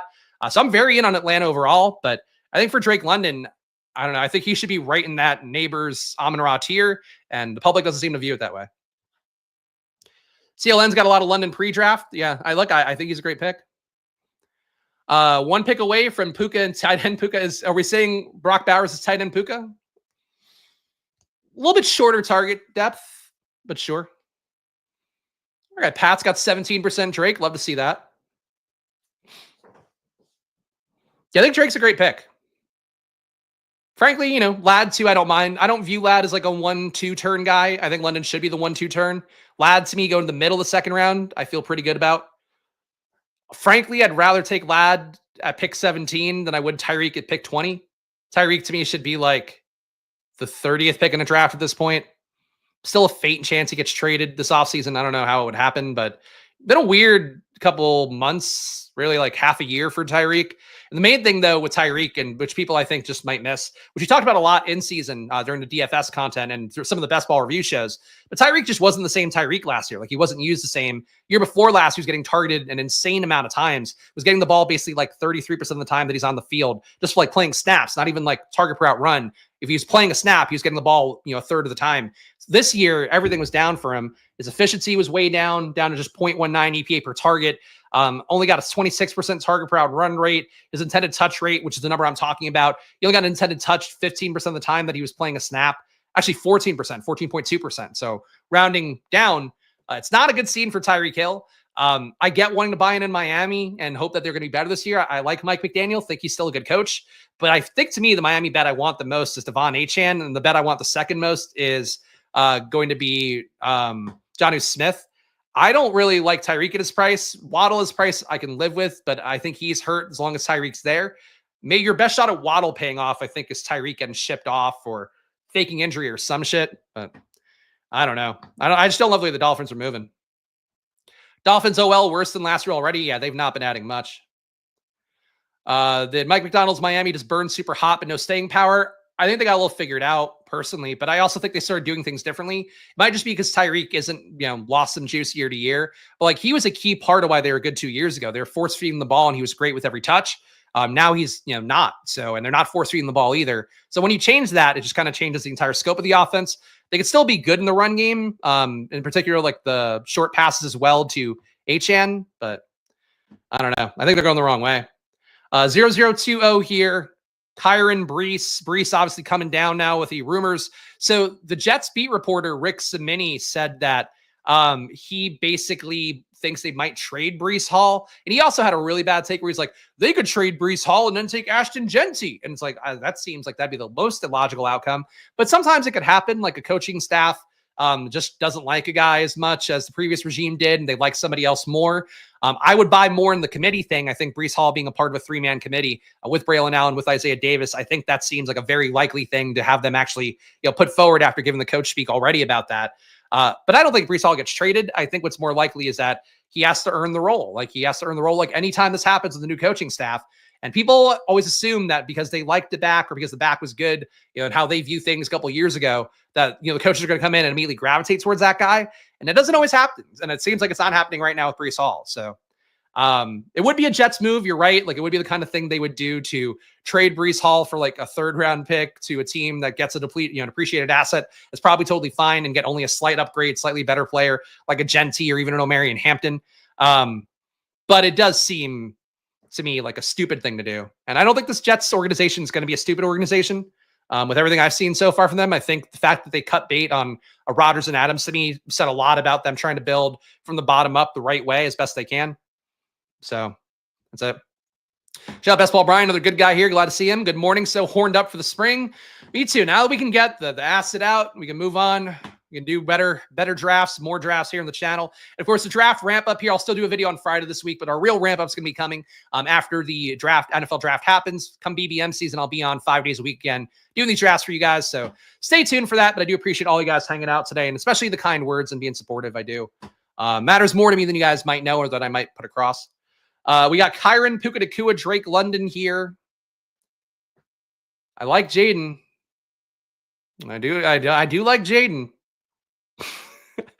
All right, a good Jaden here because you know what? Like with this team, it's kind of begging for Matthew Stafford. So let's get a QB that can come over the top of Matthew Stafford most weeks. So we'll go Jaden Daniels here. Unfortunately, the jersey, I moved the jersey the other day.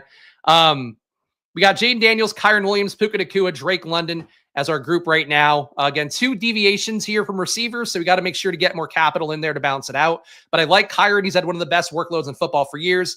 Certain point, maybe Blake Corum chips into it a little bit, but I personally am not too worried about that right now. Jaden Daniels, we're expecting to be even better in year 2. More weapons. Hopefully we'll run even more. And our receivers of Puka Nacua, Drake London, hopefully speak for themselves. And I made the case for Puka Nacua a lot earlier on. Rashee Rice at 41. Again, feeling like a lot better click right now if he's not going to get suspended this year. Only have to worry about the injury stuff. Even if he lands on the PUP list, him at pick 40, I think that's totally fine. What makes a new regime immediately hate a player like Brees that these trade rumors surface? Digging into the film, thinking that he wasn't as good as perhaps the workload would indicate would be one of the things. They also could have just watched stuff, dug into what happened last year, saw Braylon Allen look better in plays. Some of the numbers maybe supporting Isaiah Davis and Braylon Allen more. I mean, Brees last year, negative 0.09 EPA per rush, 0.03, negative 0.03 EPA per pass.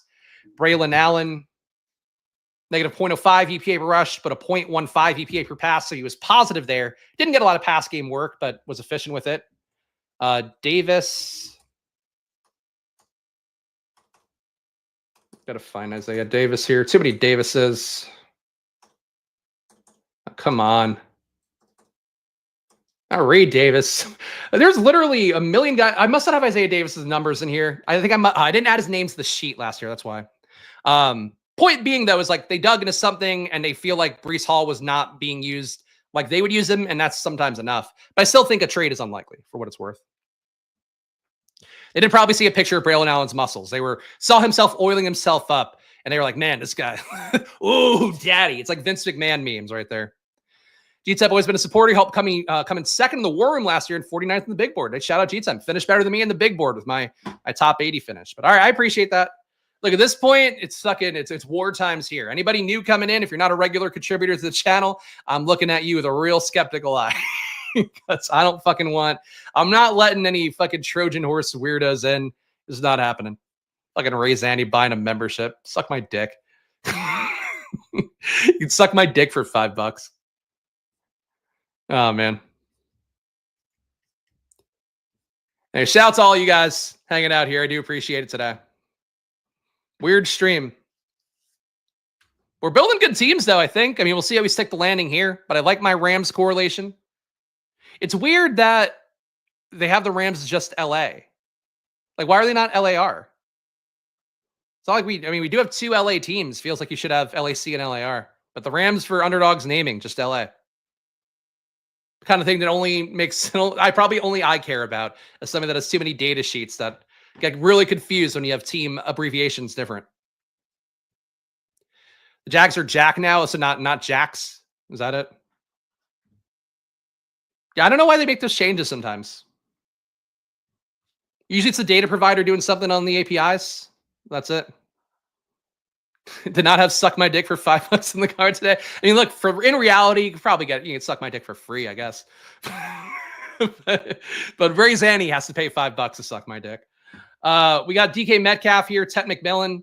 I've been taking a lot of pickings. It wouldn't be crazy to take some Metcalf here. I do like McMillan, but I'm going to go Metcalf. Think with this room here, want a little more projection at this point. And who knows, maybe, well, yeah, I was gonna say maybe Tech comes all the way back around. Probably not. If only I had $1 for every dick.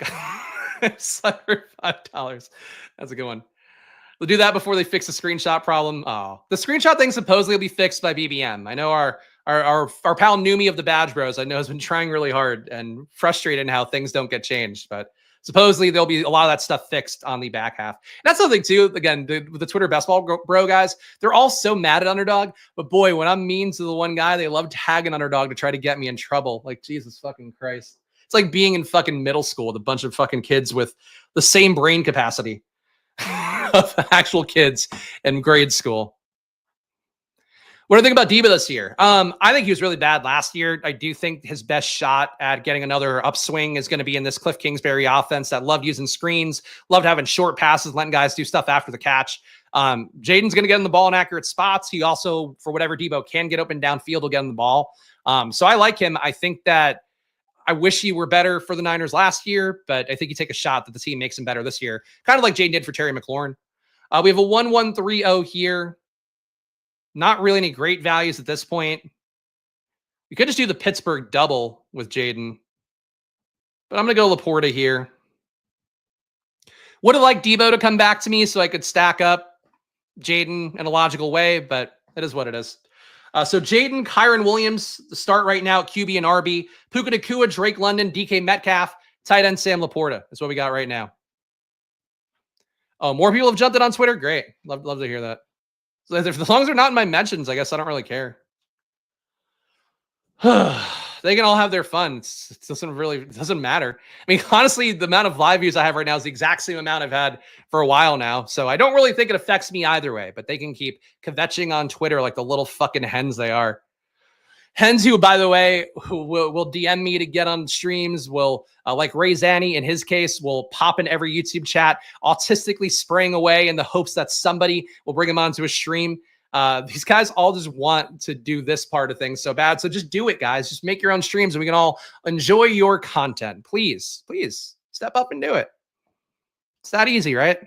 And then you too could get all your underdog play for the year comped. And you can have an audience that cares about you and roots for you and wants to maybe not see people threaten physical violence on you and come to your house. Maybe that's what you can get for yourselves if you actually work hard instead of just tweeting. I don't know. All your heart. For those interested, Spags keeps me in a cage in his basement. My basement's where I do all my work, so that'd be pretty convenient. I'd pop out and give you a little pet on the head. Go, oh, here you go. Need some water? Hey, Robert Griffin the turd. Oh, you're so cute, Robert Griffin the turd. That's what I would do. This is my studio. It's in my basement. So I'm protected for when Milton Williams comes to my house with a fucking gun. Fucking Grandpa Milton Williams coming to my house threatening violence. Ugh. Anyway, guys, we got a pick coming up here. Hit the like button, subscribe. You guys know the deal. I need your support now more than ever because we just got to deal with the weirdos who are going to keep fucking downvoting everything for the next month because they have nothing better in their lives to do. But please keep coming back. Please hit the like button. Please subscribe. Do the things. Or not. I don't know.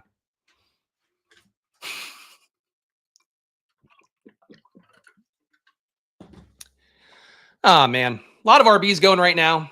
Do you have thoughts on these guys? Caleb Johnson, I think I've talked enough about. Our guy David Russell took him here. I'm in the chat. Caleb Johnson, I know a lot of the guys, Thor Nystrom over at Fantasy Life, who I think is one of the better college prospect analysis guys out there. He pays attention to it more than anybody because he does like a big board of like 700 players or some shit. Like basically grades out every college player entirely there. He's loved Caleb Johnson, wanted him to go to Minnesota. I don't think that would happen now with Jordan Mason there. There's a world where Caleb Johnson pays off here. But, like, I don't think at pick 73, he's a good pick. I'd rather take Tyrone Tracy, rather take Aaron Jones, even with Jordan Mason likely taking some goal line stuff away. I just think this Caleb Johnson price tag has been wrong for a while, and I would try to get him a little bit lower. That's my belief, obviously. We'll see how that goes. 1-1-3-1 build here.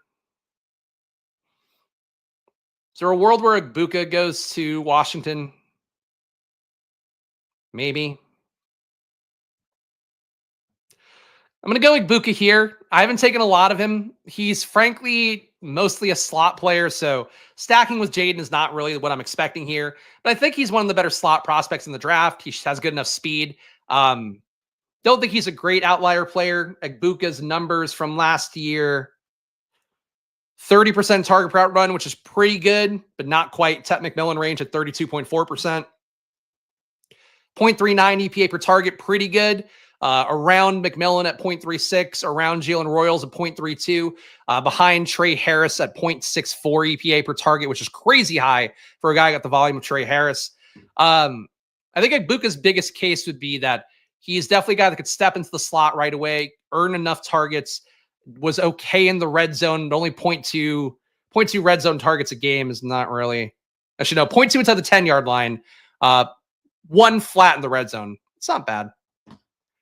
I really don't have a strong feel for Ibuka. He kind of feels to me like the wide receiver version of some of the RBs where he's going high enough because people think that he was okay in college. In reality, like I think he's a first rounder, but there's a chance he could be a second rounder.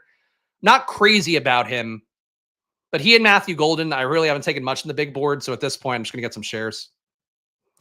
Checking the comments here. How many drafts have I done so far? I think this is number around 50 for me.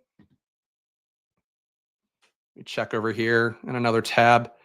46 drafts. This will be 47. So last year I hit 62, had 3 finalists out of it. I'm hoping to get to a similar number, but not going to go that crazy. Saw the titles about Altoona, PA, close to my hometown. Had to log in. Well, go over to Milton Williams' house and threaten him with violence. No, don't do that. Don't do that. That's a joke. You should never do that. That's really the point. You should never do that. Yeah, Altoona, Pennsylvania, represented well by this one fucking lunkhead. We got pick coming up here. Let's see, we have the Kenny Pickett guy finally coming to this stream to do the bit. I'll talk about that in a moment. 1141 here. There's nothing to stack up with Jaden. It's kind of tough at this stage. Cooper Kupp, I do have ranked a little bit higher than the markets, about 10 spots higher. I think he's a decent click. I know there's been some people down on Seattle, like legendary upside guys. Maybe we're talking about that recently. Somebody in the industry was talking about it, about just not loving the Seattle situation. I think there's a little bit of a risk that Darnold could also be benched down the home stretch because his injury guarantees at the end of the year, kind of the same we've seen in recent years with Daniel Jones, with Russell Wilson. Like, if the team's not good, they will very much be very likely to sit Darnold down the home stretch. But I think it'll be okay for Cooper Kupp no matter what. So I can live with it. When I take Kenny Pickett round 20, so this is the bit this guy's been doing. Round 20, if you had Hunter, Judy, and Jokus, it's basically a free pick, and he has upside if he starts. In a 3 QB build, you could do it. It would be the same thing, though, as like taking Daniel Jones for an Indianapolis look. I personally don't love taking QBs where you're waiting for a contingent thing. And also, it seems like the guy is very live to lose a starting spot at some point this year. Like, there's a chance Pickett's a starter. There's also a chance they get Shador for free at the end of the first round. There's also a chance they get Jackson Dart in the second round. So, like, if I'm going to take the bit earnestly, I do think Kenny Pickett's a viable pick if you have enough coverage there for him to give you zeros. But in reality, like, I think there's a decent chance to get one of Dart or Shador for a cheaper price tag at the end of the first, beginning of the second. Let's see. They call it Luigi Mangione in Altoona. It's probably Milton Williams that ratted him out. Fucking snitch. he's just snitching on every good-looking Italian guy, me and Luigi.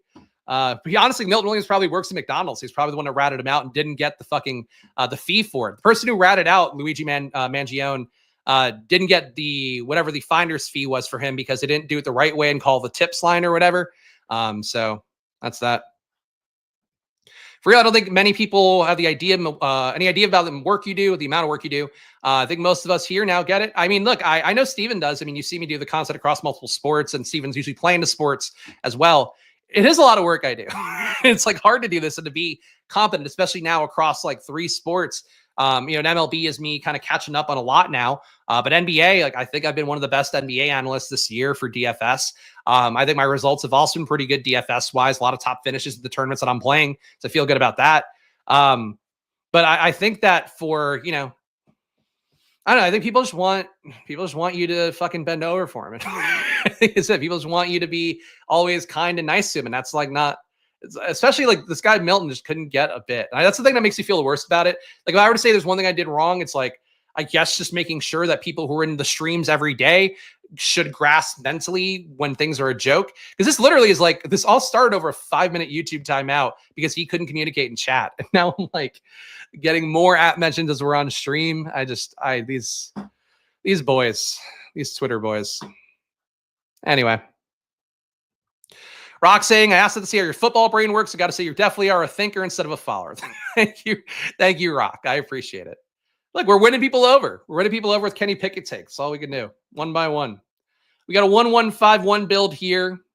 Feeling like we got to hit RB again. Brian Robinson to be a logical click here. I do take more ATN. Frankly, I've been low on Brian Robinson this year, so I'll go up and get him.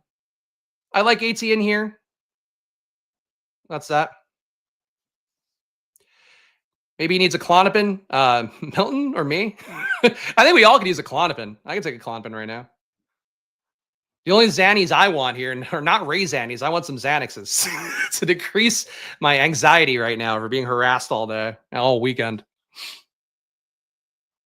Kenny Pickett has 2 career, 2 touchdown games. Do with that info what you will.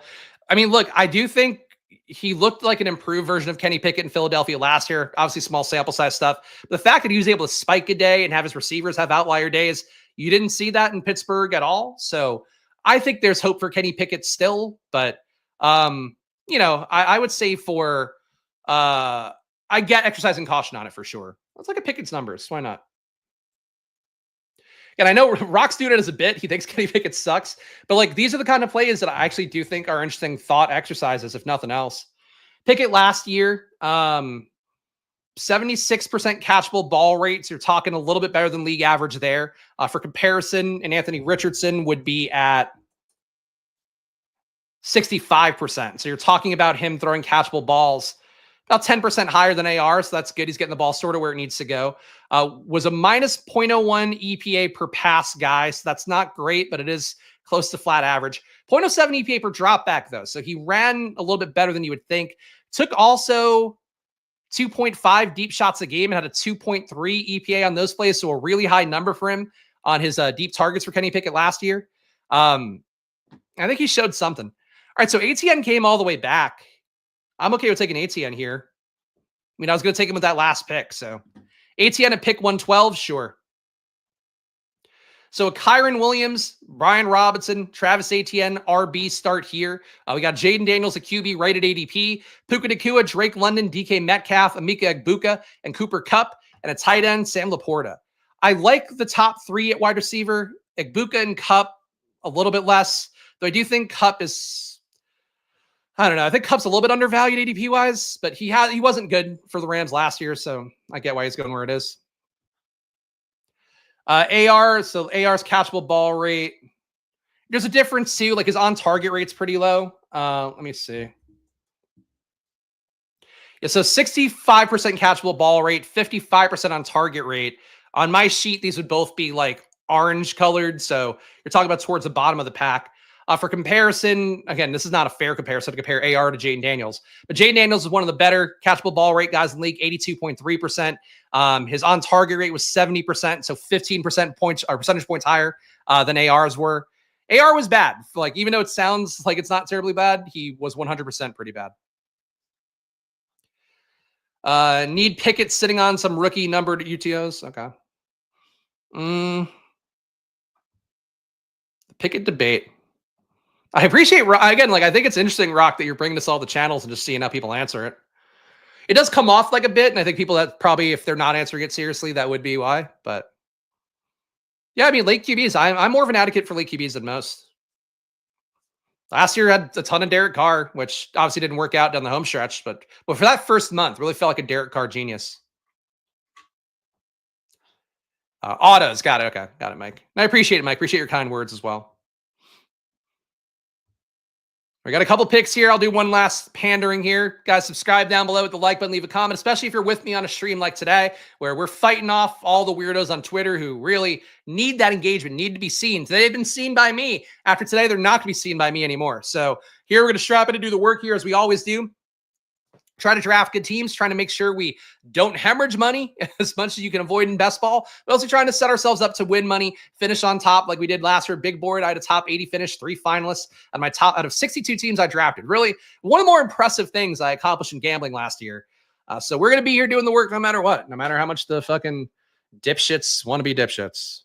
What do I think of your team so far? Let's see. Philadelphia stuff. AJ Brown with Saquon and getting Jalen at 52 is pretty nice. Your RBs leave a little bit desired. Obviously, Saquon's going to carry most of the water there, but because you have the Philadelphia stack, you're kind of setting yourself up to, yes, potentially do well in games where Saquon fails, but you know, you don't have the RB coverage for those games where Saquon doesn't play that well, where he puts up 15 fantasy points. All right, 1-3-5-1.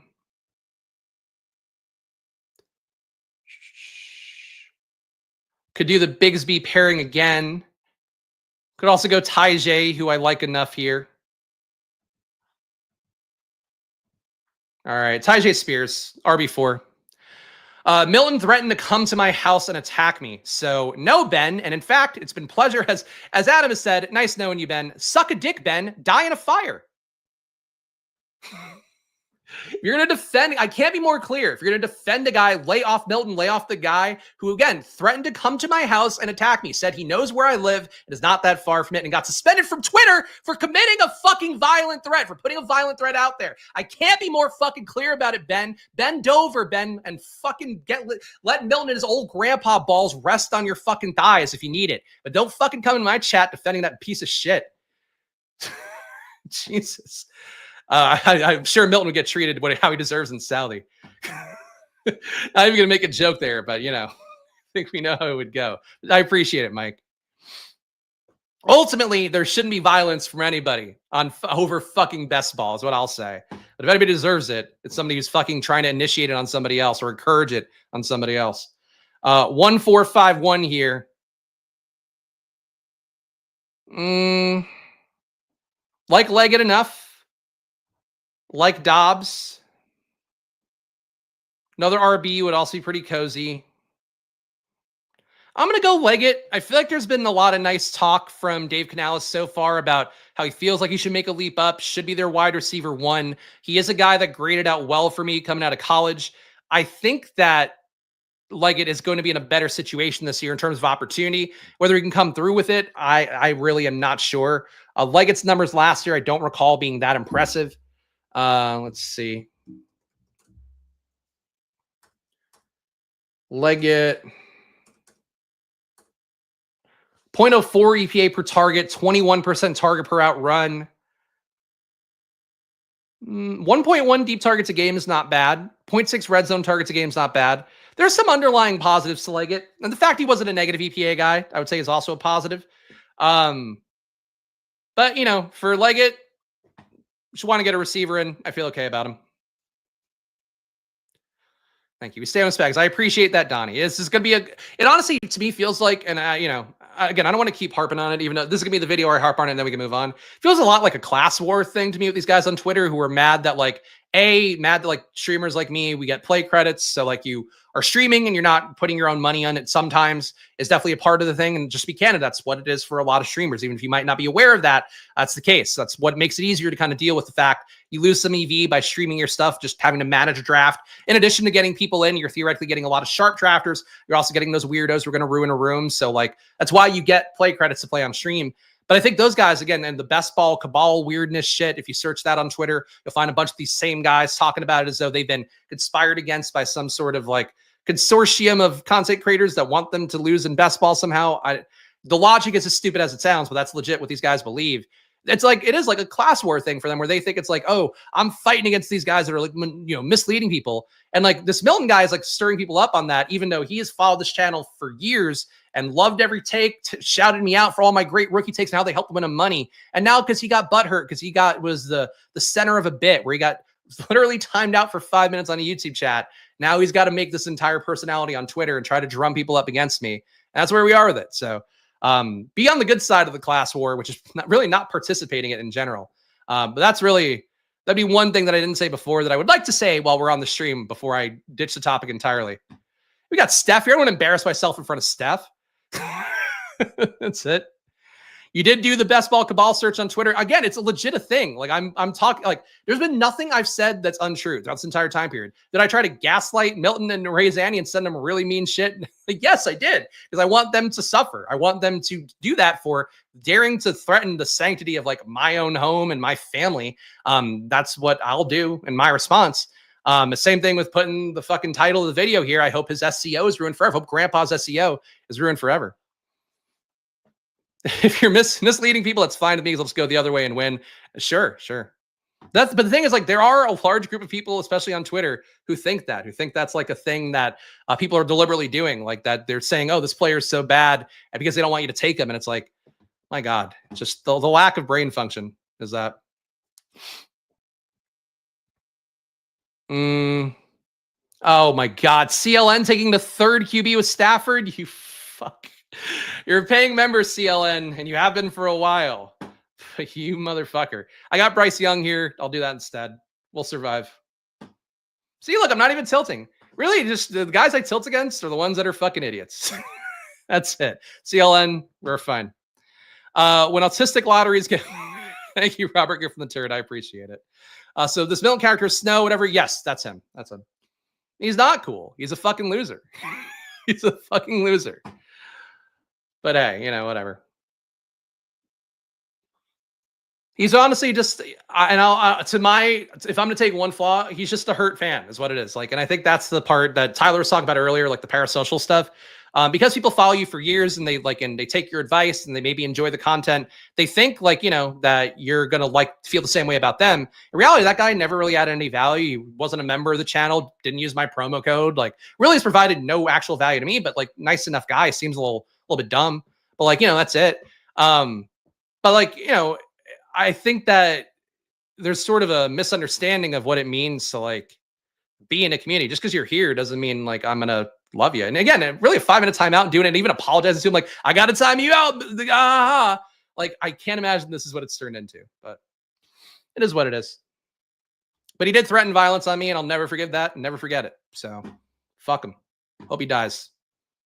Hope he has a heart attack and his family forgets him. That's it. That's how I feel. When you're mean, when you're a shitty person and you show your character, I just hope the worst for you. I don't care about his best ball shit. You can win in best ball, you can lose in best ball, you can play the puppy. Have fun with that. But I hope he dies. Hope he dies.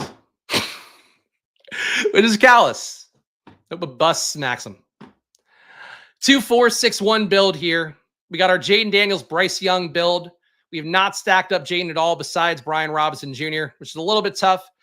Decent RB pocket here, though. We also do have Thielen right there to round out that Carolina stack, and I think I should just do that. Like these RBs, would have been really happy to take Rachaad White here, who I do think is undervalued at this point. You guys recall last year, of course, I was about as down on Rachaad White as anybody, going in that 70-80 range. Just didn't see him being a guy that would be there for the entire year, especially with them taking Bucky. When we got to that point, you guys know how I was on Team Bucky. But I think that for where he is right now, Rachaad White, he's going to be your backup back in Tampa Bay. He's going to be your pass protection back. He's going to get enough work to be useful. You run the risk that maybe this is the year that Sean Tucker takes more, but Sean Tucker last year at the very least clearly did not have enough of an ability to, I don't know, do the basic things that they need out there. Otherwise, they would have put him in over Rachaad White with how much they fell in love with him. So I think Rachaad White's actually a pretty nice little value here. Very good contingent value if Bucky were to go down. At that point, it'd probably be a split backfield with White and Sean Tucker, and they both would have upside. But White to me at 165 is just that's people from last year being mad at him and just going I can't take this guy this year because he fucked me over so bad last year. The reality is with his ADP being so low, he's now effectively, in my mind, one of the better clicks in a draft. Still love Bucky. I still take Bucky at his spot very often. But I think Rachaad White's a really nice click at this point. So Ant got him at 165. When will Adam finally be on? I hope not. I hope not ever. You're the fun kind of troll. Even though we've butted heads, I like guys like Adam who at least have different takes, have reasons for them, defend them, bring new information in, added value. Adam has endearing toxicity. Yes, endearing pseudo racism sometimes as well. But yeah, that's You'll be here as long as you want to be here. If streamers are colluding, why do they all lose last year in BBM, etc.? Watch their results. They didn't mostly didn't fare too well. Truth is no shit. Football has too many variables. I mean, again, it's every year is just one slate. I know it's a hard thing to hear, especially with how much time we spend on it, drafting teams from January on. It's the equivalent of playing one NFL DFS slate, one NBA DFS slate. The results are what they are. And that's why, the Ray Zannies of the world, they can win one year. And frankly, you could probably win a couple times, even if you just draft reasonably balanced teams that have some, merits to them. Because it all just comes down to did your team get hot in the playoffs? Did you have the 1, 2, 3 guys that you needed to have that had real upside that won people tournaments? That's all you need. It doesn't matter if you are some idiot that drafts 4 QBs and 3 wide receivers. It doesn't matter. It obviously matters in how you get there, but that's where the luck and the randomness and all the pod stuff comes in. And I've said it a lot on stream this year, and I will do the best I can, provide an edge here on stream with structure, with stuff like that. But with zero RB, I think not being as much of a comfortable thing this year with the RBs up top, all having really credible reasons to be up top. And also just obviously what the results were last year. I think that there's going to be, a lot of people this year that have a shot to win that maybe aren't building even great teams. we'll see what happens because like there's certainly, I think, of a potential pendulum swing for people that drafted really RB heavy last year that got rewarded. Maybe it doesn't work out as well for them this year. For the most part, like anything can win. Like, and I've said it on stream, anything can win. You do the best you can to take good players, make good takes, build good structure, stack guys up. Week 17 correlate at some point, but ultimately anything can win because it just comes down to survivability of each team and the road you had to that last round. So like, yeah, that's it's not a fun thing of best ball, but I think that's where a lot of the dumb players, I think, and there's a lot of them are the guys on Twitter. Not all of them, but a lot of them are. They don't grasp that that's the situation. It's like, maybe this year a 0 RB team wins because anything can happen in a given year. Maybe this year, I don't know. Maybe this year you needed 8 receivers in the first 10 rounds. Like anything can happen that way because that's just what best ball is. So it's not like a fun way to look at it, but that's the reality. I don't know what the real point was, but like I've been pretty clear about that. So in terms of whatever best ball cabal stuff, like I don't know. I also have different takes than most people in the industry as well. I've experienced a lot of endearing racism from my wife's family. I just don't know better. There you go. Endearing toxicity is fine, but endearing racism is where I draw the line. Fair enough. Fair enough. If you want real EV, just draft at 3 a.m. when all the drunks are drafting. It's the only real EV. There's been data from ETR that says it's not actually as beneficial as you would think. I've thought that though in the past, and I've said it on stream. Like sometimes, especially during BBM season, where you do a Friday night draft, Thursday night draft, where you know people are going out and had a few wobbly pops. It does tend to be a little more of a soft room, but it probably doesn't help out as much as you would think. Draft during Davis's streams. I don't know. I know the people he gets in his rooms. I was in one the other day and I got my draft canceled. So I would say that's not plus EV for me. I lost an hour of my time. Some dude tried to tank his team after 5 rounds because he got sniped. Probably another best ball Twitter bro would be my guess. But yeah. Hey, let's take this pick here. We'll give the team a read as well. We got, all right, so Darnold is here. Could make another stack pick. I'm actually just going to go Eckler. I think we need another RB in here at this point. We only got Kyron as our hero. Would like to get to 6, ideally. So Eckler here, both Washington backs. We saw them both hit in different ways last year. Sometimes they would both get a touchdown in a game, so it's possible for them to make a lineup together. I feel comfortable with it. There's a faint chance that Washington brings in a rookie back that's better than both these guys. But with what Washington's done so far, it seems like they're just kind of mostly bringing the band back together, trying to do the same thing. So I think that for Robinson and Eckler, I like them both at their ADPs, and I'm okay getting them together. Let's give the team a read, and we'll get some chats.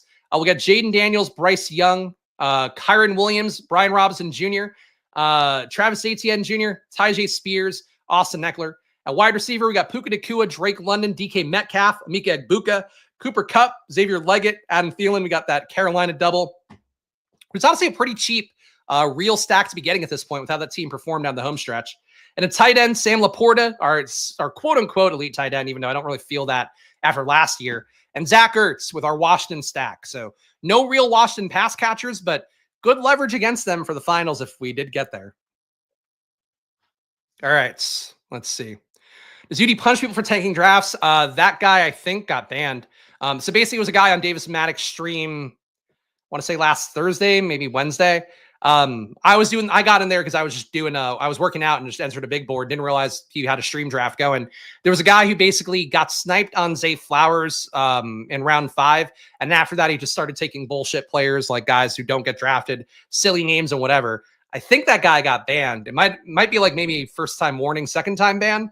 But they will ban you if you like tank a draft deliberately because it wasn't going well for you. If you auto some guys accidentally, they're not going to ban you. But if you're doing it deliberately, that'd be it. Most plus EV strategy when drafting best ball, avoiding me. There you go. Best ball meat gazer. You're part of the cabal. You're part of the cabal. Better to just draft UGA players. I mean, honestly, what worked well enough last year, I guess. These guys say anything can happen, but don't balance their exposures. That is also true. It's also true. If you get banned, will they refund all your entries? No, I don't believe so. I think your entries stay. I don't know how it works with getting your money. I haven't been banned on Underdog, so I wouldn't know. But yeah, there's time for everything, I guess. Maybe with how often Milton Williams is tagging the handle, I'm going to get banned. Oh God. If you get banned, they double the entry fees. Yeah, I don't think that's how that works. Yeah, I think they don't want somebody banning to lose all their drafts because then you would just like you would kill somebody's portfolio. Like, let's say like one of the guys who draft stalked me before, the guy who was in 33% of my drafts a couple years ago, again, was really the first one who made it weird for me. But in hindsight, I would take a million Jeremys over one Milton Williams. Uh, but that guy, like, let's say he got banned, he would then be killing a third of my portfolio. Like, that wouldn't make sense either. So I don't know. I know there were a couple guys, I think in Pete's Discord, who got like banned towards, maybe at least one guy got banned towards the end of last year. And I think he couldn't access his money, if I remember correctly. But that doesn't seem right. You probably just have to go through hoops to get your account closed out, would be my guess. Would be funny though if you get banned and you like win BBM. I don't know how that would work. 2572 build here. Okay, we got Marshawn Lloyd right there. A little bit too easy of a click. We have Jatavian Sanders there as well. He's a reasonable click to add to a third tight end. Our Carolina build. But I'm going to go Eli Mitchell over him. We'll see if we can get Sanders on the way back. If not, I'll take another tight end. I just think we need the sixth RB here. I do like Mitchell playing that Kareem Hunt role for KC. Pacheco, as we've talked about on stream a few times, really fell off a cliff last year. Like avoided tackle rate down to nothing, efficiency down to nothing. And those were things that he was good at in the past. Maybe the 7th round pedigree of him finally rearing its ugly head. But, for that situation, I think that I am pretty comfortable overall going to Elijah Mitchell, hoping for the best there, hoping he could hold off Kareem Hunt as a better player.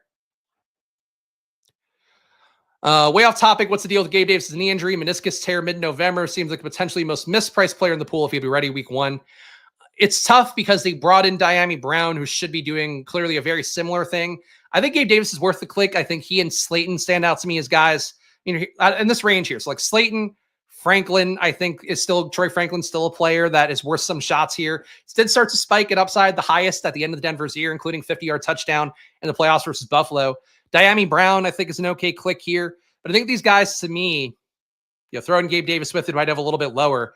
They're all perfectly fine clicks here. Like, I think they're a nice wide receiver 7 at the end of your build. A lot of guys, to me, who have real roles.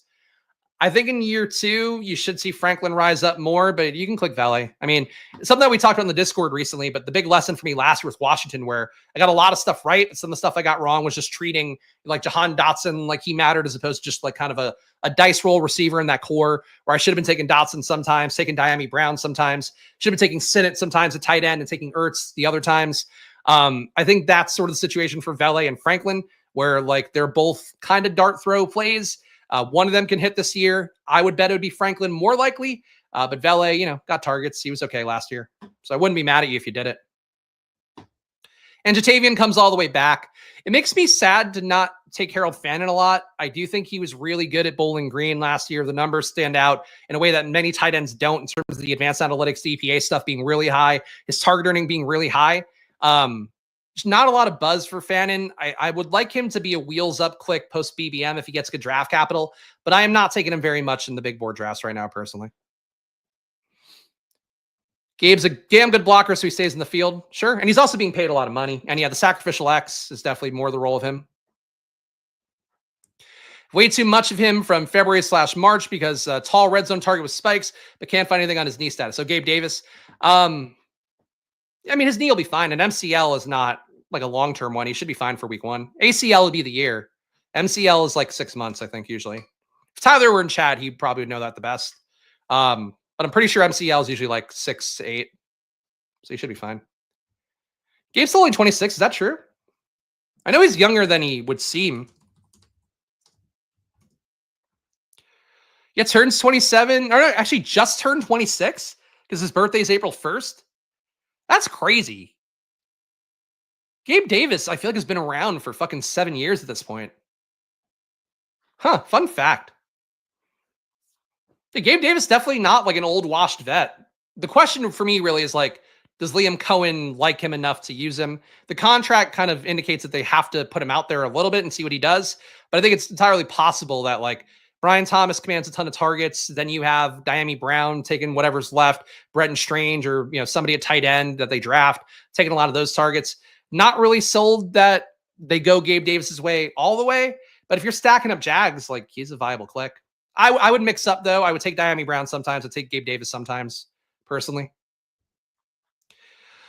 BTJ in the Godwin role, G Davis in the Evans role. I think you run the risk that BTJ gets kind of the Godwin role and the Evans role. They're going to move him around. He's not really a true slot guy like Godwin is.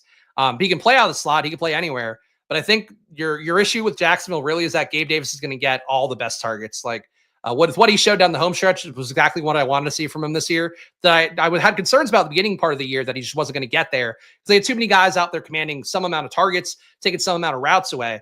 But for Gabe Davis, or not for Gabe Davis, for Brian Thomas, this year, like they saw what he could do last year. They got to move around the formation, put him everywhere, see what he looks like as a true number one, getting all the volume in that offense.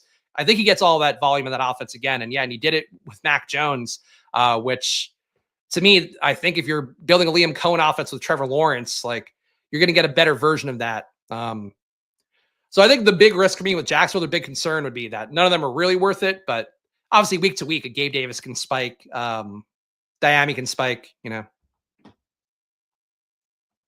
Just coping because I got 40% Gabe Davis pre-Diami, so that's a lot. That's a lot of Gabe Davis.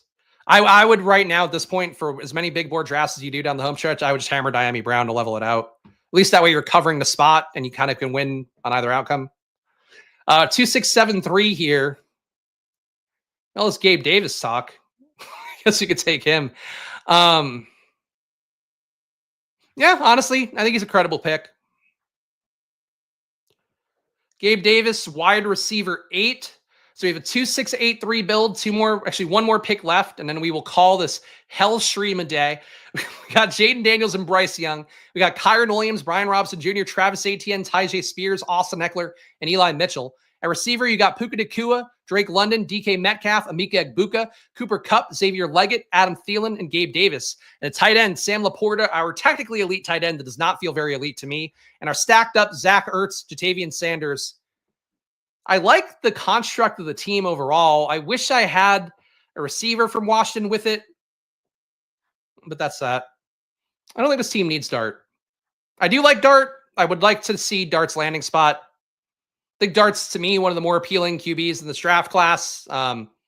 I frankly find his fantasy playing style more appealing than Shedeur Sanders, even though we're now at a point where I'm probably higher on Shedeur Sanders than a lot of the market out there. He throws a good ball. He was incredibly accurate at his pro day. Like, I think he's fine. But Jackson Dart's like a downfield aggressive thrower who can run a little bit more than people realize as well. Those are the guys that I like the most in fantasy. So I do like Jackson Dart. For this build, though, where we have Jaden Daniels, like I don't think we need a third QB. Dart thrown to DK. I really hope he doesn't go to Pittsburgh personally, but it would be a winnable starting job. I just think they would throttle his upside a little bit more. Like you kind of want, for me, I would want Jackson Dart to go into a Michael Penix kind of situation where they just let him drop back a ton. He's constantly in games, ideally playing from behind. That's also what I think too. Milroe to Pittsburgh, I think has been in the tea leaves pretty early on. They were going to dinner with him before any other prospects. Milroe also is going to be going to the draft itself. He's going to be in Green Bay for round 1, which is really surprising to me. It would be actually kind of interesting if Milroe went ahead of Shedeur and Dart, which I think is possible with Pittsburgh, because I think they might view him as a better version of Justin Fields, which I don't think is accurate. But I get the sense that's how they might view him. All right, one more click here, this 2683 build. And again, shout out to all you guys hanging out today. I know it's been a weird stream, but, you know, look, I showed up here, got it off my chest, and now we'll move forward. And, of course, I'm sure the people basking in the attention here will continue to do it and be weirdos on Twitter, and they can keep doing that thing if that makes them happy, I guess. We got one more spot. RB. I really do just take Marshawn Lloyd all the time. I'm going to take a share. Oh, Mostert's not a bad click either. They don't get Genty. I'm going to take a Mostert share here. RB7, going to Vegas, Chip Kelly offense there that will run the ball at pretty good volume. I think there's a real risk they take an Ashton Genty, somebody like that. But that's it. And CLN gets Marshawn Lloyd. There you go. Sharing is caring. All right, the final team here, 2783. We got Jaden Daniels and Bryce Young. At RB, we got Kyron Williams, Brian Robinson Jr., Travis Etienne, Tyjae Spears, Austin Eckler, Elijah Mitchell, and Raheem Mostert. So, again, Jacksonville backfield, I do like a lot conceptually here. Some risk they bring in a rookie who upsets everything, but it is what it is. At receiver, we got Puka Nacua, Drake London, DK Metcalf, Emeka Egbuka, Cooper Kupp. So the reunited Rams from last year. Xavier Leggett and Adam Thielen stack up with Bryce Young and Gabe Davis after all the talk and chat today, all the hubbub. And at tight end, we got Sam Laporta, Zach Ertz, Jatavian Sanders. That's the video for today, guys. So again, weird video on my end. I fully admit that, but sometimes you got to draw the line. And I think at a certain point for you guys out there, and really for any of us, whether you're a creator or just a regular person, people shouldn't disrespect you. People shouldn't come in and threaten violence against you, try to dox you, try to fucking whatever. Like, it's just not going to fly for me. So that's it. That's why the stream was what it was. We'll be back to normal drafting here. And of course, hopefully we actually got some good drafts up today. So hopefully we added some value with that. And if you are here, if you are a true ride or die for Splash Play and you're not subscribed, please do that right now. Hit the like button. I'm always loyal to you guys out there. That's it. As long as you're not fucking weirdos, you're going to try to threaten violence on me. You are cool by me here, and we can talk best ball. We can have good times here. We'll do the best we can this entire offseason. But, you know, despite that, gamble responsibly, guys, especially if you're an idiot like Milton Williams. And it's always money time here, though. And I'll be back later today on the NBA channel, also on Stochastic for MLB live before lock today at 5 p.m. Eastern. So check that out. 2 more sports for me today, so come check that out. And again, let's fucking move on, I guess. Me in particular. Let's all move on.